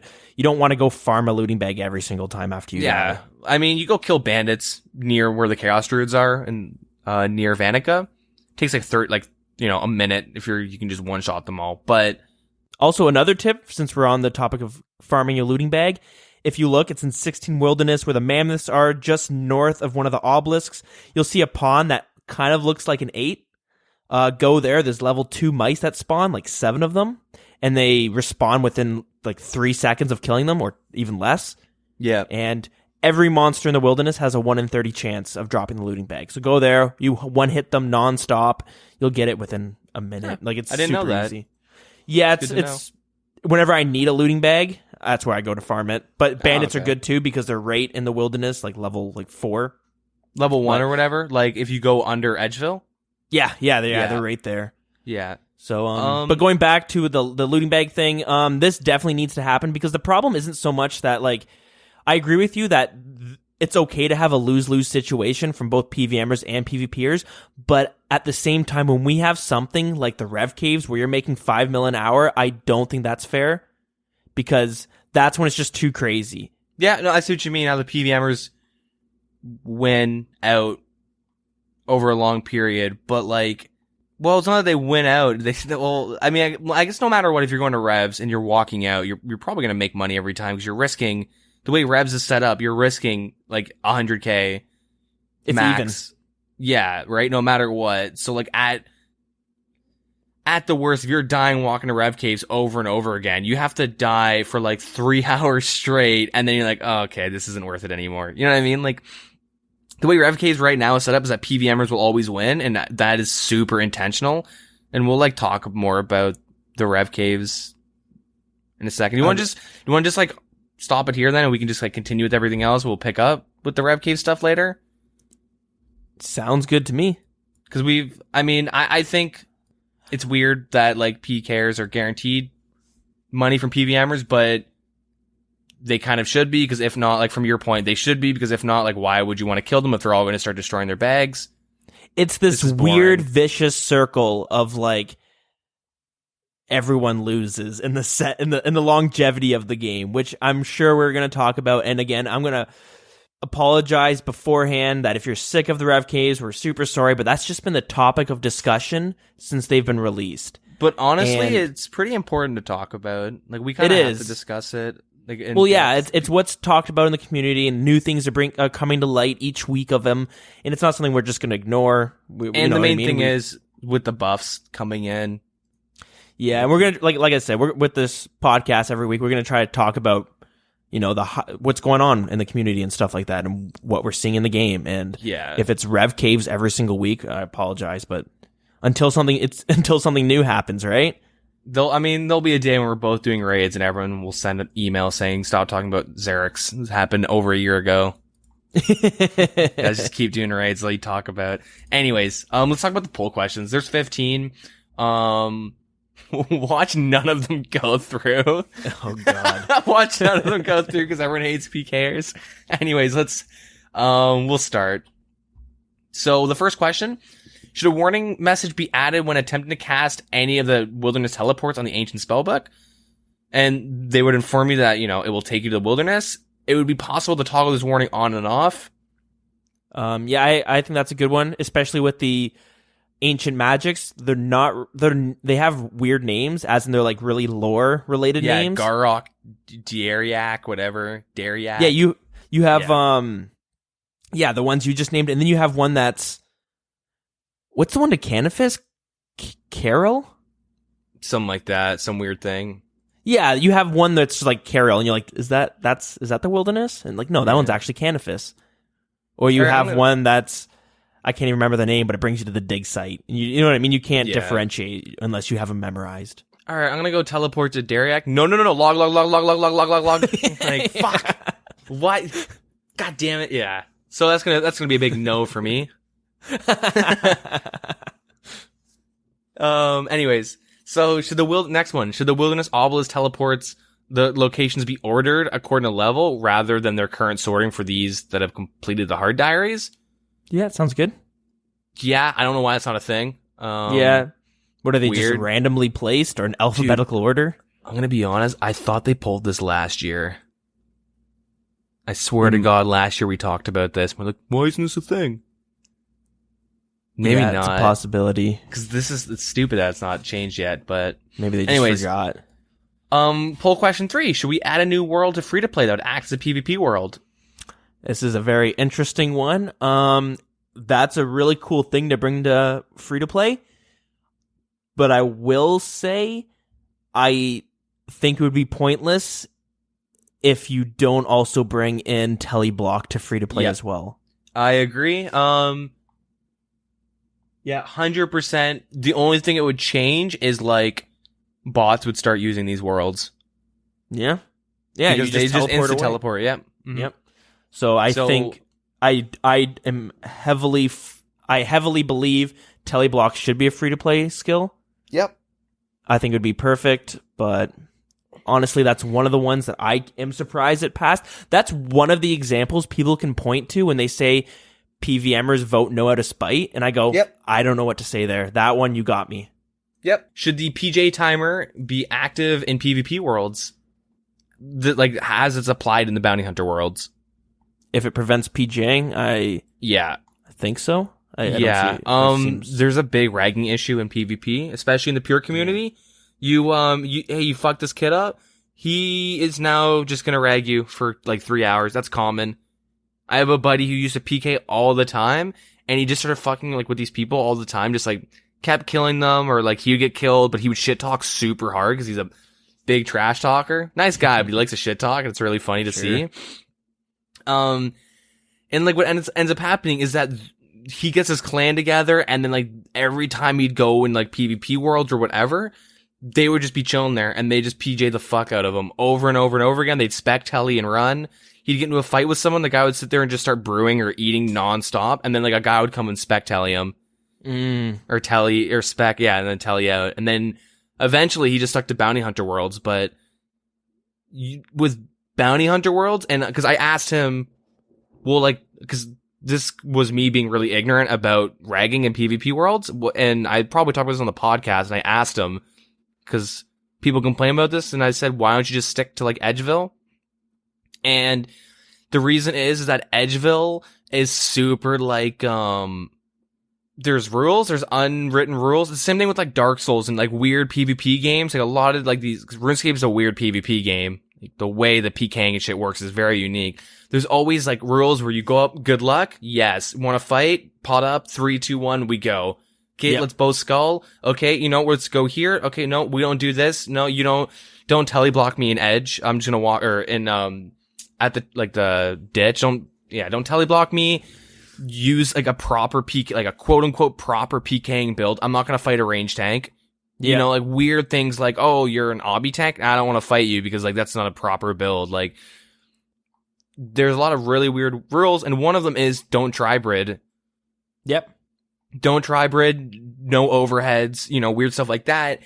But like, and that's why the phrase no honor PKing is a thing, right? Because it's considered not honorable. Deep wildy, you're using overheads and tribriding because that's not a real fight. Fight like a man where we Gmol spec and then telly. And you're right about the unwritten rules. Yep. A weird one that it totally makes sense in the game, but if you were to tell someone who maybe didn't play RuneScape and they played other PvP games, the fact that if you heal yourself to full HP, that's a no-no. Yep. You have to get called you have to sit in health ranges where they have to get good hits, but also do it properly. They have to execute properly to kill you.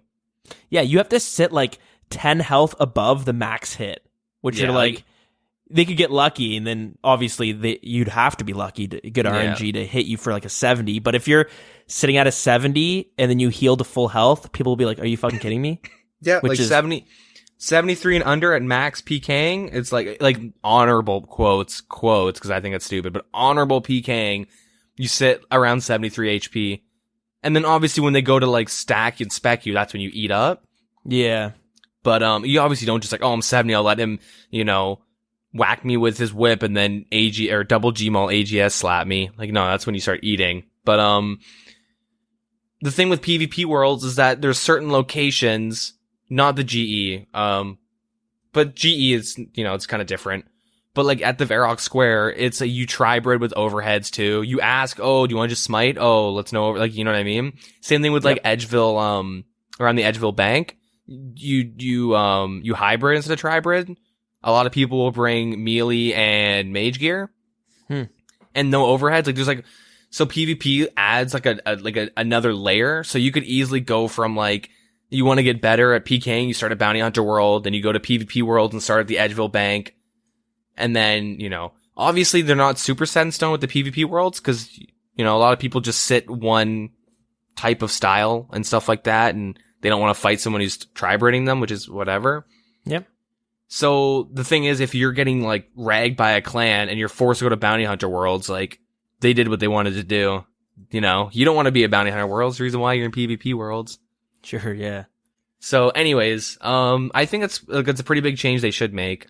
Right, for the PJing. Yeah. Do you know what PJ stands for? Player jacking or player jumping? Yeah, maybe. I always thought it was player jerking. Oh. Just funny how these weird, these weird phrases get coined in RuneScape. Like PKing, you don't really hear that in any other game. It's always PvP. Yeah. But I always just thought it was like player jacking because you're just jacking a guy. Yeah, makes sense. You're just, hey, you're mine. I'm going to tell you out now, you're not dead. I remember back in the day playing on my pure account that's my main now, but we would go and be like, let's go PJ some people at Edgeville. Like that was kind of like a technique almost. Dishonorable. Yeah. Yeah. We'll move on to the next one. Yep. Should we increase the current limit to applied? Let me say it again. So poll question 5. Should we increase the current limit applied to the camera zoom out distance? There would still be an upper limit. The render distance would be unchanged. So pretty much making the client similar to OS Buddy and Conduit. Yeah, so we don't really notice a difference. Yeah, it's funny how that is, eh? Yeah.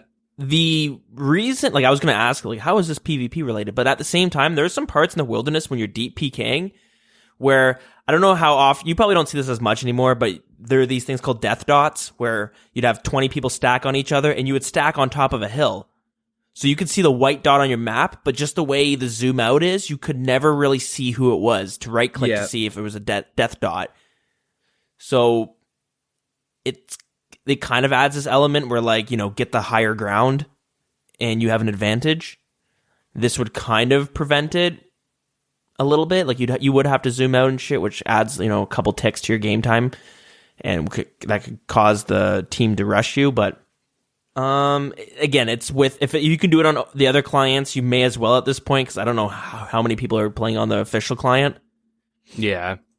But that is one element that I always thought was cool with the game. Yep. But I guess we're getting to that time where time to take her out. Yep. Yeah, so the next question is, should teleblock be fully removed when logging out? And I swear this was a thing at one point. Not in old school, I don't think. I think in like RS3 or something. I want to say you were at one point able to log out to remove, or world hop to remove teleblocks. I swear I used to do that when I was a kid. I remember it being you logged out and then you would just stay logged out for 5 minutes and it would wear off. Oh, okay. Maybe I'm wrong, though. This is going way back, so my memory could be shot from then. But, I mean, if you're able to log out, I feel like you should. You got away from that person who teleblocked you, so you may as well be able to log out. You know what I mean? Yep.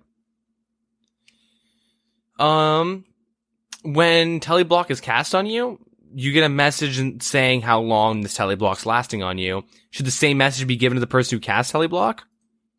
Yep. Yeah.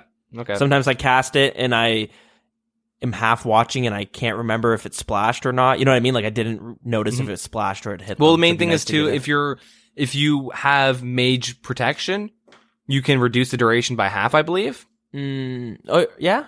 Yeah, half TB, full TB. Okay. And it's kind of hard to know if they prayed it in time. I mean, you're killing kids at the Rev Caves. Doesn't really matter. They're dead in like 30 seconds anyways. In Deadman, we made a change which meant that Protect from Mage would no longer reduce the duration of bind spells. We'd like to offer the similar change, which would only apply to Entangle, the strongest spell. And what they want to do is change it so the protection from magic no longer reduces the effect from Entangle. And this would be in normal worlds, because a Deadman is how it is right now. Yeah, that's a weird one because, well, I don't know. Yeah, weird. Not sure about that one. Well, right now, you're praying magic, you get a teleblock off, and you bind them for 7.5 seconds if you hit it. Yep. So the reason I'm iffy is, like, why do you only do that for the strongest one and not the rest of them? I'm assuming for, like, low-level, pure, deep world PKing or something. I don't know. Yeah, fair enough. Yeah, I'm not too sure. It could also, maybe people would just start using, I don't really know. Yeah.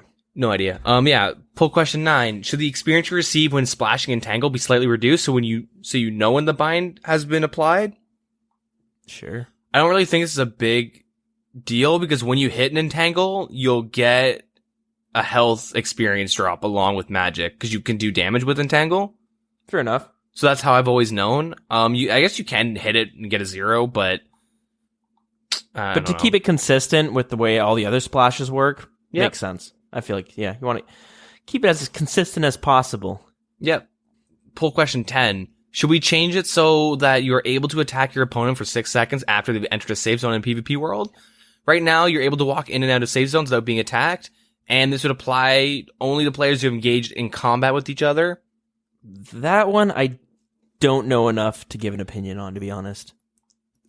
From my knowledge, I would say no, mainly because this would generally affect people who kill someone. They start looting, they get rushed, teleport to their home, smack that pool, take a little sip from their pool, go back to Edgeville, bank, deposit everything, bring out some food, run back in and start looting, and then they get rushed again, and then they run back in. You know what I mean? It kind of makes it easier for rushers to chase down kills. Yeah, fair enough. That's a good point. Also helps prevent ragging, but I do think rushing is more of an issue than ragging. Yeah, I agree. I don't know if, like, maybe in some weird way rushing is good for PKing, for the PK scene, but I don't really think it is. No, I don't think so either. But I don't really PK enough to do it, though, so I can't really. Yeah, if it was easier to anti-rush, I would feel like it's not a bad thing to have in the game. The problem is like, normally a rusher has like the best in slot of all gear, and the person they're rushing doesn't have the best in slots, and you're not really aware it's happening. You know what I mean? Like, Yep. if there were items that helped you anti-rush, but there's not really, the items to help anti-rush are the same items they're rushing you with. Yep. So, generally speaking, at least. All right. Poll question 11. We recently implemented XP drop indicators for those with 200 mil experience. 200 mil experience in those stats. Should they add experience drop indicators for Iron Men in PvP? This would not allow Iron Men to gain any experience in PvP, but they can see how much experience they've gained, and from that they can judge what they're hitting and blah, blah, blah, blah, blah. Right, that makes sense. I do think that should be a thing. Yeah, I never even thought about Iron Man not gaining experience in PvP. Yes, because some of them do get their emblems through PKing. Yeah, it's a great way them. you can farm off your own alts. Yep. Well, so. I guess not like that. I don't mean like abusing this. I just meant like some people like straight up PK, but yeah, definitely there are some people that do it. Yeah. But yeah. Should the destination of Revenant Cave teleport be moved to the north entrance rather than the south? Right now, the teleport is completely useless, so I'd say yeah. Mm-hmm. Because no one goes in the south entrance. Should the special attack of the Granite Mall be changed so that? Wait a minute. We'll talk. We'll do the last. We'll do that last because like that's kind of a big one. Okay. I forgot to keep in mind. So okay, we're gonna skip poll question 13. We'll do 14. We'll go back to 13 afterwards because it's gonna be a little bit of a discussion. I think. Should it be possible for players to reobtain a Bearhead after killing Kendall in Mountain Daughter quest without fully completing the quest? Currently, if the helm is lost, the player must complete the quest before they get another. Please vote yes on this. It's my biggest fear in my Mauler to die and lose the head. Fair enough. Yeah, I mean, you can get multiple ones, right? You only get one on a Mauler. Oh. Yeah. Fair enough. Yeah. Do it up. So, huge buff to Obby. Well, not buff, but a huge quality of life. Because it's pretty hard to lose the head, but if you do, like, oh boy. You know what I mean? You just lost the best in slot helmet and you can never get it again. And there's not really any, or there is no other peers that have that right now, actually. So I'm a little biased because of my Mauler, but yeah. Poll question 15. Should the color of the spellbook icon change based on which one is currently active? You know what's funny? OS buddy. Yeah, this blew my fucking mind that this wasn't already in the game.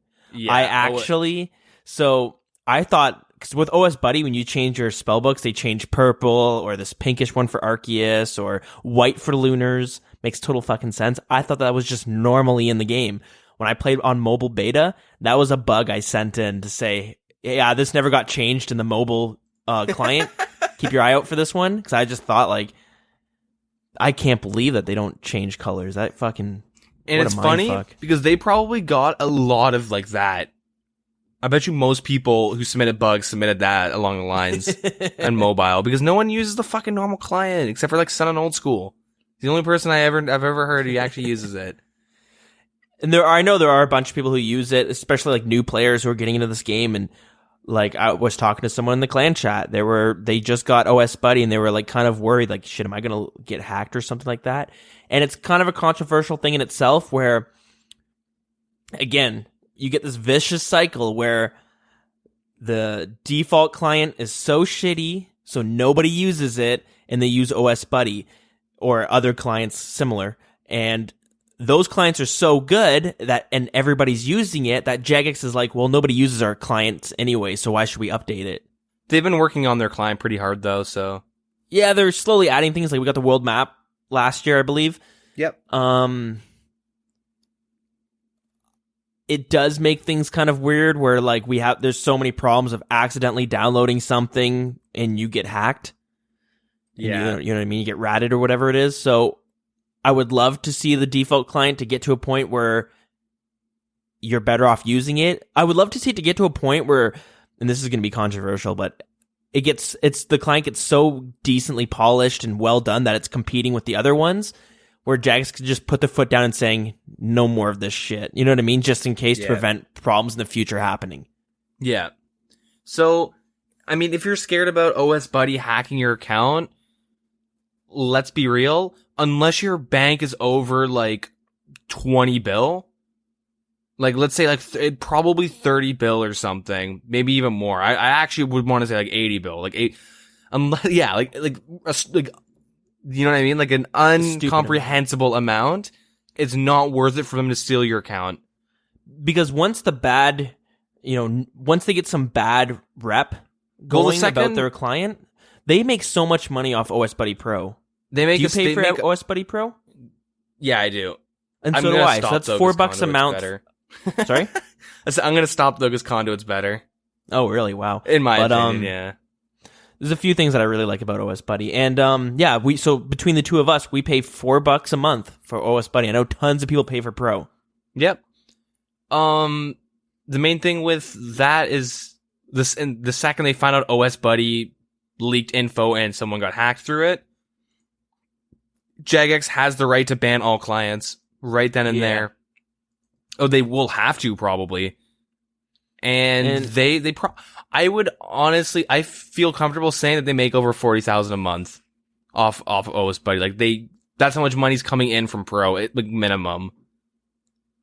They make a decent amount. It used to be a botting system. Yep, it used to be RS Buddy, right? Well, the website still is RS Buddy. Yeah. So, it used to be like a botting website where you could pay for scripts and shit. So they're making way more money off doing things legally now, right? Yep. So. But yeah, the second, I would never worry about like OS Buddy hacking you. But yeah. So obviously they should change the spellbook icon. The colors depending on which spellbook you're using. Anyways, we have to talk about poll question 13 because this is the biggest change. This is like the biggest change to PvP in a long time. Well, since Rab Caves, but actual PvP change, like an actual way it works. So poll question 13: should the special attack of the Granite Maul be changed so that each use of it is delayed by 1 game cycle? So this would change the speed of the special attack, and it would make it work similar to how, or not similar, but the same way as how the Dragon Throwing Axe currently does. Mm-hmm. And this effect will still be applied when you use the Granite Maul special after using another weapon special. When you use it, instead of it being instantaneous, it will be the next tick. Much similar to, the Dragon very similar to exactly how, the Dragon Throwing Axe will be.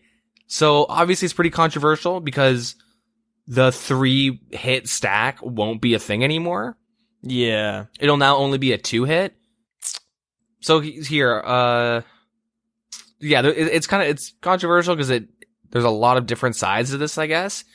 And I guess the only reason why it's controversial is because it's so used in PvP.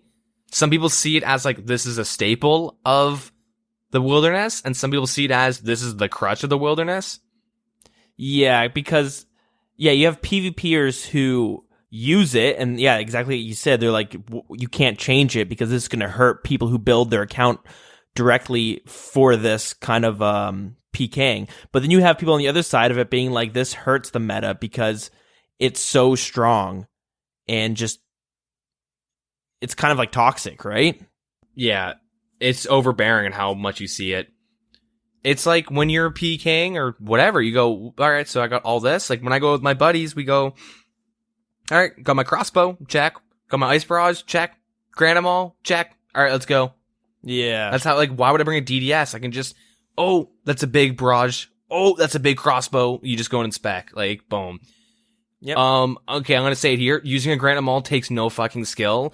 If I never PK and I kill someone with a short bow and a Granite Maul and full Verax, well, minus the piece because I have a leather hide or black D-hide, and I'm able to stack someone out with MSB, go up, smack him with the flail, and then G-Maul spec and kill someone, and we get a mill from him, and I got no idea I have no idea what the fuck I'm doing. I'm PVMing, you know what I mean? Like, it's kind very of RNG based. Very RNG based, but it's very easy to use, is what I'm saying.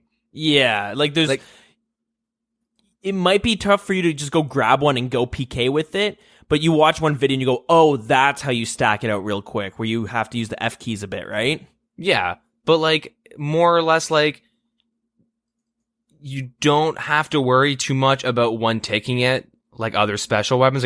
Like the execution skill floor is very low. Like anyone can just, I can walk up, whack you with the G Maul, and then double click the special, and that's how I do it properly. Oh, okay. Mm-hmm. And then the DDS exactly. or like, I don't know if the DDS is a good example, but AGS, you want a one ticket. Okay, so just before my next shot goes off, I want to quickly switch to this and then spec. Like, it's very different, in terms of like skill ceilings and whatnot. One takes practice and one takes one attempt to get used to how to use it. But any PvP video that you watch, you'll see it be used. Yep. For the most part, unless you're watching like a specific. No, all of Torves's videos has Gmaul specs. Yep. Every single one of Sir Puggers is him playing a Granite Mauler. Sure. Or some sort of Mauler build. So the thing is these are the two main arguments I see. I see the Granite Maul is overpowered because everyone uses it, and especially in the pure community when we all have one defense. Yep. It takes no skill because anyone can kill you from full HP, and that is what makes people not want to play their pures anymore, because it's literally flipping a coin. I'd rather go to the duel arena. I've seen, like, that's a very common argument I see, is that this is why it's broken. It's most of the times when I got killed on my pure was because I was facing someone with a Granite Maul, and I was just in that mindset of, okay, don't save, boom, you just got dummied. Even then, I had it where I was fucking around on your account, and I walked up to someone, we're full HP, good luck. All right, threw up my smite, he goes, question mark, you have a smite at level 40, hit him with the barrel chest anchor, double specced him, and he died, and I walked out. Yeah, like, he had nothing he could do. He was full HP, we said good luck, I smited, he question marked, and all of a sudden he's waking up in Lumbridge with a headache. Like, it's super RNG, and I can see why people don't like it, because the fact that you get stacked out in 3 hits is, it's kind of ridiculous. The other argument I see, and it's kind of counterintuitive, is the Granite Maul is super unique, and within a good PKer will always win, because he can use the DDS special into a Granite Maul special, the AGS special into a Granite Maul special, he can MSB Dragon Two-Hander into a Granite Maul, he can Ice Barrage Granite Maul. Like, you combo the Granite Maul with anything, and it kind of completes the whole build of a, like, execution. You AGS Gmaul spec to get the instantaneous 73, 30, if they're, safing up past 100 HP. Yep. And so, then it's like, alright, well, now, if I can't do that, then you have to buff every other weapon. Because killing people will be much harder, and everyone will be teleporting out of fights. I totally agree with you. I don't feel like this change would be good, because you could still use it to PK. It would still be a very strong weapon to do combos with, but it wouldn't be fucking you know what I mean? Like the way it is now, where it's just like, why bring anything else but the Gmaul? Yeah. So it's weird that it's common to go, I'm going to bring a DDS and a Granite Maul. I DDS special, hit him twice, throw out the Granite Maul spec. If he's not dead, I have another DDS spec I can throw on top of that and finish him off. It's, clearly being abused with, like, that kind of an argument. You know what I mean? Yeah. At least in my opinion, like, it's kind of being, not abused, but overused. Yeah, I agree. And so I could be wrong in this sense, but I believe this is only not a recent problem, but a old school RuneScape problem. A while back, and we've talked about it multiple times, but there used to be a bug you could do with the Gmaul where you could prevent yourself from ever taking damage. Yep. I believe the reason it is the way it is now is because they fixed it from the way it was before to prevent that bug. And this is kind of the end product. Because I remember back in the day, the Gmaul having something that would pop up that I could be wrong though, but I'm pretty sure it wouldn't work to spamming it 3 times. You'd only spam it the 1 time, because it would say you're about to waste your special, because you can only use it to attack instantly once. Maybe I'm wrong here, but no, you could do that. I think, like, way back in the day, you didn't have F keys, so you couldn't execute as fast. and you can still spam it out. It's just you would double spec, and then you just do your next auto attack. You just your regular hit afterwards. Okay, well, I thought it was that way, but if there's anyone else, if I'm wrong on that, please let me know. If anyone listening who knows the correct way of how it was, because I'm just going off memory, and I'm pretty sure that's how it was, and the fix came from the whole bug problem with the Court Beast and shit like that with the Gmaul. Well, I mean, if you're using the Granite Maul, you're gonna be you hit someone and then you instantly switch to spec. Like that's not really an issue. It hasn't really ever been an issue like that. If you know what I mean, because you're still waiting for the next interval to say, all right, you can attack with your D-Scimitar. You hit him with your Scimitar, and then you double spec, and then you would hit him with whatever. He's dead. You do, like, if you watch PKers, like Torvest and stuff, he will attack, double spec, and then swap to his AGS to get, when the next game interval says you can attack, he'll then hit with the AGS to finish him off. Or if it's a G-Mauler, then they just stick to the G-Maul to whack him afterwards. Yeah so, exactly. The main thing is that the one tick game cycle, I think it would be a pretty big nerf. What would you feel? Okay, so if they're making it more in line with the Dragon Throwing Axe, how would you feel if they reduced the special attack usage to 30% instead of 50%? Because now you'll be able to eat, you can Shark Karamwan during the first tick, right? You can now tick, or you can now eat during the tick and not die, or after you get hit and he swaps the Gmaul. You'll now have time to eat, which, you eat a Shark Karamwan, like that's going to negate the next hit of the Gmaul no matter what. Yeah. There's no way you hit higher than that. So what if you can't eat every single tick.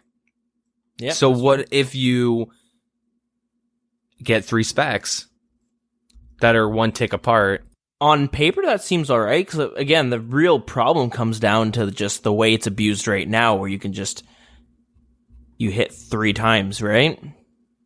Yeah. Which is just way too, that's just stupid. That seems fair. Again, I don't know enough of how bad that would be. I don't know the numbers, I don't have them in front of me. Because back in the day, the DDS was the staple, because you got 4 specs you could do with that. You double hit with each one of them. Very strong, but it wasn't too abusable in the sense that you just hoped you got lucky with all your specs and you're able to combo them. The main thing with the DDS is that if you don't KO with it, I mean, you could potentially out-eat it. Generally, if you eat 2 DDS specs, you could potentially out-eat it. You have the opportunity to out-eat it if they don't hit high enough, but you have time to eat, right? Yeah, that's exactly it. Unless they're hitting, that's normally what happens. You would hit like a really high combo, and they're eating while you're doing it, and you're hoping your next special is gonna keep out DPSing what they're healing. And now the Granite Maul, you don't have that opportunity. You don't have any time to react. You get hit with it. Even if you eat, you're in Lumbridge because of just the way the game cycles work. Yep. You die with 20 HP. You're like, what? Come on. But it's just like you ate after you died. So, yeah. I've seen a lot of people say that this is healthy for the Wilderness on all angles. It would kind of hurt those G-Mauler builds, but you could still G-Maul. It just wouldn't be so OP as it is now. It would be a little different. You'd probably want to bring like a Dragon 2-hander, possibly to like MSB smack and then follow up with the 1 tick specials. Yeah, something. But then you're having to talk about getting 60 attacks. So it does change things up. Yep. But you could still, magic short bow to a G-Maul, bam, hit him. Hoping, you know what I mean? Yeah, just kind of, it's more similar to like free to play, right? It's more, it's next level of like another step from free to play. So it makes total sense. So honestly, my opinion is I think it would be kind of cool to implement this. 1, if they were willing to revert it, or 2, like if it was like that bad, or 2, if they're willing to change how the special works, like percent, like if they change it to something like 30% first, like, okay, this weapon's super trash, no one ever uses it in the Wilderness, it's really, really bad. Okay, what happens if we allow a third use for it now? Because now exactly. Now if you allow a third use, it's good for smiting. It's now becoming like a weapon you can actually use to smite someone out with. Yeah, like I agree with you there, and that's again, it comes down to the way Jagex nerfs and buffs things, but I feel like this shouldn't even be pulled. It should have been just in the game integrity update where they just go ahead and do it because they know it's not really good for the game. But also being open to buffing it if this you don't want to nerf it to the ground. You still want it to be a PvP weapon. You just don't want it to be like something that's you can't outplay it. Yeah. There's nothing you can do if they get the right hits off. You're just fucked. Yeah. You should be able to out-eat it or outplay it, but at the same time, people should still be able to get kills with it. Yeah. So there needs to be like a middle ground. Unfortunately, that's the thing. I personally feel like this shouldn't even be pulled. They should just be open to buffing it in the future. Yeah, like I agree. It's a really big deal, and they should be open-minded to like just changing slowly how the weapon works. And if no matter what it doesn't work, then just you can always revert a change. Like they have to just be open-minded and flexible with how this is. Or you slowly buff it to get it where you want it to be, right? Yeah. You make it so it's still decent, but it doesn't have to be broken. Yep. The one thing I'm worried about is how this, because right now the Staff of the Dead Pures rule especially now with Fire Surge, but they smashed even beforehand, but they smashed like low level Pures. By far, Staff of the Deads are like the best, and like they're fucking like unbeatable because the Staff of the Dead Pures, their special makes is they take reduced melee damage for a minute, for a minute. So G-Maulers had next to no chance. They had to get them low and then get a good MSB hit, and then hope to God they max with their G-Maul specs to kill them. Yeah. Hobby Maulers, no, you can't. Don't even try. Literally impossible to kill them. Range specific builds, right? So, like, I don't know, like, if Staff of the Deads get high enough to fight range voiders and stuff like that and range tanks, but you know what I mean? The most popular builds they kind of beat, and this is kind of like nail in the coffin where like, all right, they're number one. Everyone's going to start playing Staff of the Dead Pures. I mean, they don't take 3 hours to make. They take a long time, but still. It's always good to change things up because them changing this Granite Mall also could open up something new and innovative to come out where they go, all right, well, this didn't work. Now the Granite Mall has changed. What if we add an item that was like the old Granite Mall, but let's make it somehow more balanced? That's the thing. Well, I just think that it just takes balancing this. You do this, it's going to nerf it pretty hard, but then you buff it a bit in a different way, whether it's higher stats or, as you said, giving it a 33% special drain so you can use it 3 times instead of twice. Yeah, things well, they like have to go with 30 or so 35 just because increments of 5. Oh, fair enough. But I know what you make mean. it so it's still as strong, right? Yep. Now, do you want some spoilers? Sure. It's not looking like it's gonna pass. Yeah, probably not. I'm looking at the polls right now. Ain't looking good. It's just kind of weird that Jagex said that they would never pull buffs and nerfs, and they're kind of doing it. But because that's the thing, they're so worried about pissing off people. They know that there's going to be some outrage from the G-Mauler community. That's why they have to get better at doing these buffs without having to pull every single one of them because they're so afraid of doing these big changes. So right now, it's sitting at about 50% on both sides. So it's not going to pass, which is a damn shame because this is something that is like an integrity issue. You want to rejuvenate the wilderness, things like this need to be fixed. Yep. Because it does nothing but cause people not to want to PK with it. It can still be a PK weapon. You just have to be open to buffing it once you do this change. Yeah. And I think that's what people are worried about, is that Jagex might do this change, it's going to be a useless item, and we're never going to see it in the wilderness again, which is also not something you want either. But, here we are. Yeah, I think, if they did nerf it, I would just start using a DDS in wilderness. You know what I mean? It's a fine weapon to bring. I would switch the DDS. I think a lot of people might, but yeah, I don't know. Maybe they will nerf it. Maybe they'll pull it 4 times and then be really passive aggressive and say, all right, fine, we'll just cut the damage in half. Like, you know what I mean? Kind of like what they did to Revs. Exaggerated, but anyways, so that is all the polls. Is there any final thoughts you want to say about the G-Maul? I think I pretty much said it there. All right, so do you want to move on to the next segment? Got anything else to talk about? Sorry, that is it for the updates. So, I guess with what happened in the community, not too much. Bringing this on. Yeah, not too much besides the big outcry for what is Rev Caves. God fucking damn it! Ooh, the Rev Caves. Yeah, people are pretty upset with how the Rev Caves have been treating the economy. Okay, so the main thing we've discussed how much you make a lot of money per hour. Caps to like 5 mil, which is the best moneymaker in the game. And so I'll just give you a rundown for some of the common drops that you get through these revenants, and I'll give you the 1 month's change and how much they've all gone down. Yeah, it's a good idea. We see a lot of complaining about it, but it's good to take a look at the picture of how much this is actually inflating the community. Yeah, so, okay, Law Runes. They are 148 GP as of right now. They have gone down 81 GP in the past month. That's 35%. That's pretty major. Yeah.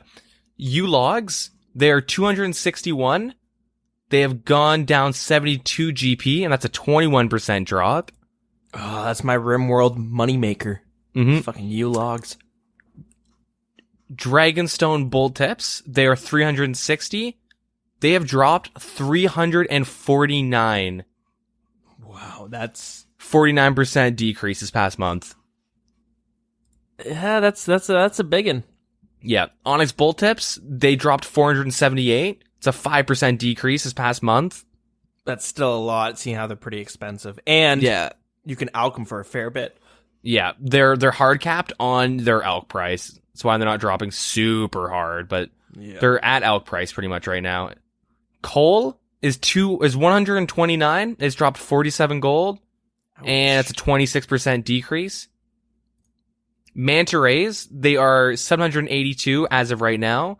They've dropped 51. That is a 6%. Okay, so not too big, but Magic Logs, they're 1,059. They've dropped 51 GP in the past month, 4%. Keep in mind, Manta Rays are linked because, it's an active resource people are using, but logs are directly linked to elk price as well. But fair enough. It's still dropping. Black Dragon Hide. Now, this isn't just only revs. It's a little bit of Vorkath too, but it has dropped 255 gold in the past month. It's 8% drop.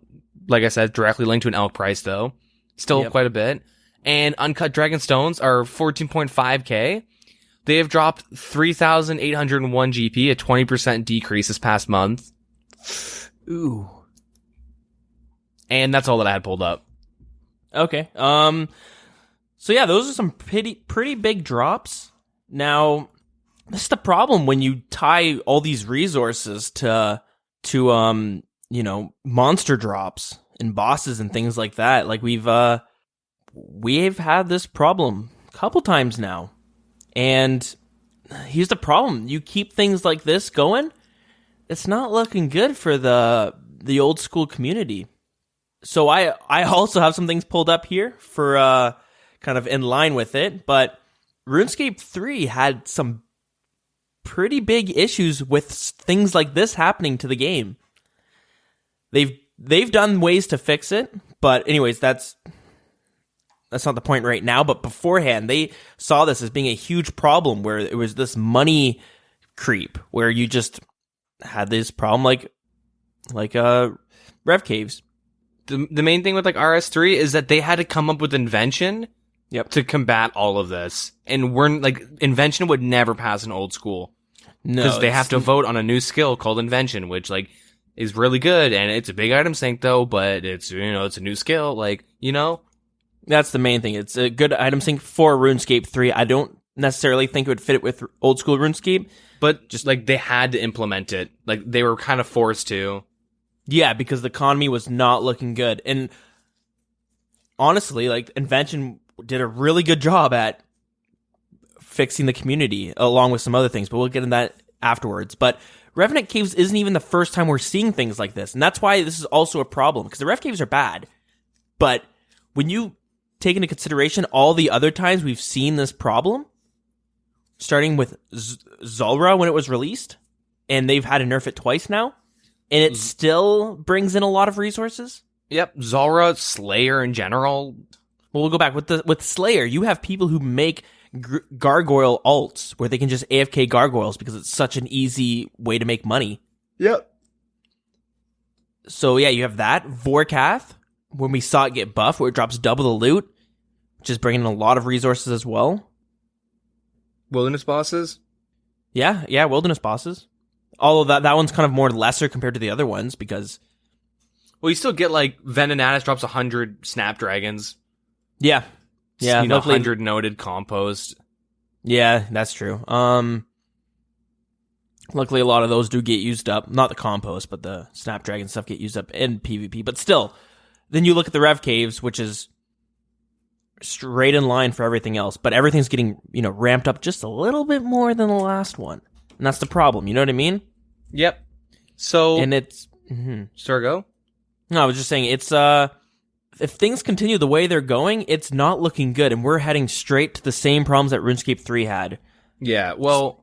If I'm being honest, we're already at that problem where we have too many. Flax is 1 GP. Rune Essence is 1, 2 GP. It's like nothing.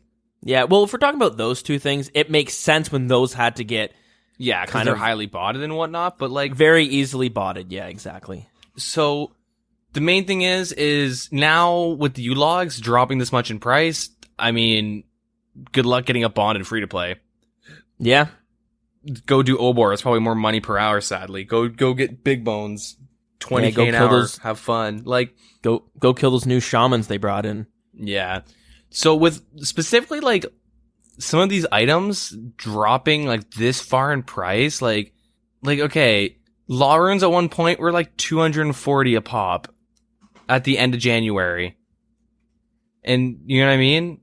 It's dropped like so much. So the one issue is how much money you can make per hour at Rev Caves. Yep, okay, that's annoying. The fact that like straight up gold is being put into the game. Yep, that's annoying. Okay, 16 mil gold drop. That's annoying. Mm-hmm. But also all these skilling resources that are getting thrown in makes like coal, is super fucking cheap. Who's ever gonna mine coal? Like skillers or skilling in general is pretty much dying as we speak. Yeah, and that's a big problem. Like, we have talked about this in the past, but originally, and I know things have to change and the game has to adapt, but before, bossing and, like, Slayer and stuff, it was decent. It was okay money, but really it was, like, inconsistent money. But when you got that big drop, it really paid off. You're waiting for that big drop to profit. And skilling was the way you did your consistent money making. Yeah, there was a balance of... You would skill to get money to do bossing and Slayer, and if you did similar to like how raids are now, even though raids you still get a lot of like resources, but I get 3 mil an hour after I put in 35 hours, right? I put in a lot of time, boom, big payout. Mm-hmm. And that's kind of how it was, and you needed to skill to make some money if you had a bad streak or something. And the fact that the Bandos or something isn't profitable until you get that big drop would make those drops even more money because people don't want to do it hoping, they get the big drop. Yep. And there was a good balance of skillers and, PVMers, but as they constantly keep catering towards PVMers, skilling kind of gets pushed out where this literally happened in RuneScape where they came up with bosses that dropped noted Cerebrus. Yep. Where now you don't need to make them anymore. So no one's ever going to train Herblore. Like, it's kind of useless. These are so cheap, blah, blah, blah, blah, blah. I don't know. It's super bad because right now we don't really see you notice like, oh, wow, Blowpipe went up a mil. Oh, wow, that sucks. That's kind of unfortunate. But what happens in a year from now? Like, it's all long term. Yeah, that's the issue. Yeah, like, we don't see the effects right now. We hear the complaining now. Like, we kind of do with everything dropping in price, but like when panic sells are done, we're going to notice it go up a little bit, but then slowly go down to the price where it's not even worth. Yeah. Like, and that's, And that's the thing. And not only like long term, but also with the new upcoming updates, or like not just like long term of the Revenant of Cain's being here, but also on the terms of future updates coming out, where like, you can't bring out raids and offer it being 1 or like 500k an hour. You could, but people would be greatly opposed of that, because like, why do the raids too when you can just go and do rev caves and make way more money from that? Yep. And then the problem is like, so I have this post here where someone's kind of comparing old school RuneScape with RuneScape 3, where it's definitely heading in that direction. Skilling is dying. Like people a lot of people still do it, but the money you make from skilling itself is just becoming obsolete at this point. And if it continues, it's going to be, who's going to be doing it? Bots. Like, I don't even know, right? Yep. So the post linked it to a new boss that came out in RuneScape 3 called Telos. Yep. And a lot of its loot comes from just pure resources. And the loot table that's showing, he has 2,000 kills. And the money he made from that was 22.7 billion gold. So gold per hour is roughly about 98 mil per hour. Jesus Christ. So I know that boss works a little bit differently, where the more times you kill it in succession, it starts dropping better and better stuff. It gets enraged and he starts doing more damage, becomes harder to fight. But the point is that they had this problem where things just kept ramping up, and if you look at some of the newer boss that just came out, this is what it's dropping. And if we continue on this path, we might see ourselves in a similar situation where Raids 2 is offering 7 mil an hour in resources. Raids 3 is offering 15 mil an hour in resources. Yeah, the real frustrating thing is you don't take any damage because you have your Bracelet of Ethereum. Okay, yeah, you might get killed by PKers, but the money's still being put in the game. And like, if you're not stupid, you can just sit in like 30 and just teleport out. Like it's as soon as you see someone who doesn't look like a rev killer, jump out of there. It is so easy to not die at rev caves. You just have to like sit at the bottom and just fight over the one dude, or like, there's 3 guys you can sit in 30 minus wilderness. I don't know. It doesn't matter, but dying isn't the issue with rev caves. Like, the issue is that it's 5 mil an hour. I mean, that's obviously capped out. You're like, if you're like 80 range with Eagle Eye, you're not making 5 mil an hour, obviously, but you can still make 1 mil an hour. That's more than fair. Yeah. And with those stats, that's a lot of money to be making. Like, 3 mil an hour at raids, like, I don't even know how much I make at Vorkath, but let's just say it's 2.5 mil an hour at Vorkath. Zara, you can make upwards of 3 mil an hour, but Rev's Cave is better than all of that, where you just fucking hit something that doesn't hit you back. Like, what the hell? And look at Zulrah. You need to do, I can't remember what quest it is to be able to access it. Roving Elves or something? Something like that. Anyways, you need that. You need to have a decent range and mage level. You need Void or decent gear. Vorkath, you need Dragon Slayer 2 done and some decent gear. Raids, you need a all-around high account and with decent gear. But the problem with Revs is technically a level 3 could walk in and fight them. Whether or not they're going to get kills is another story, but they could just walk in and fight the Revs. But like, right now, it's a little bit more competitive, but things will die down as people kind of don't decide not to kill them or something like that. And you're not going to need fucking 80 range to kill it. You could go there with 70 and be able to find a world that's a little bit more empty and just spend the time killing it. You don't need good gear. You just need a blowpipe and then black d'hide, right? Yep.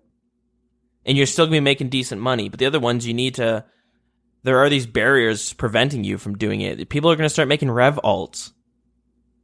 They probably already have rev alts, let's be real. Yeah, and like, all you do is just set them up with a cannon. So it's a little worrisome. A lot of people are just say straight up remove it. I don't know if that's a good idea. It's so a lot of people really wanted it and really liked the idea of the rev caves, just it was poorly implemented and it just needs to be fixed in some way. And one of the ideas I've seen I don't know if I agree with this, but I'll just put it out there. Submitted on Reddit by Lavosky. They said, delete the rev caves and have the revs roam the wilderness, kind of like how they used to be. See, here's the thing.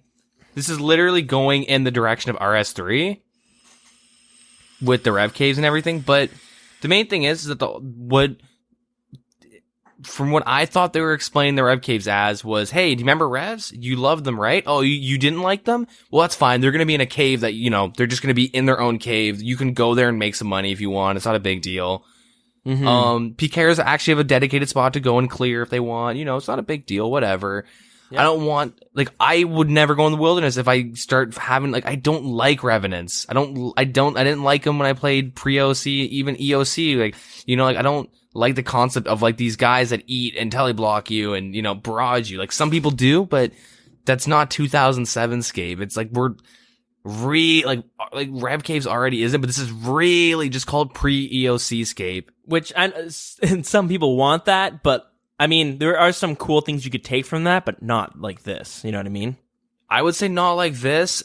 The whole point of them being in a cave was that if you didn't like them, you didn't have to deal with them. Yeah, exactly. And that's why I was kind of okay with it, because I don't even do revs right now. I could have done 35 hours of revs right now and been fucking loaded. Mm-hmm. 150 mil bank, today, cash stack, sorry. I have 150 mil cash stack right now, chilling, and I opted not to because I think Rev Caves is I'm very against them, especially now with the buffs. I was even against it when you could get up to 2 mil, you know what I mean? If an average player was making over 500, if you're, when I say average, I mean 70-ish. If you're level 70 making over 500k an hour there, I still think that, I think that's a little fucked. Cause people complained about Ents, and you know what I mean?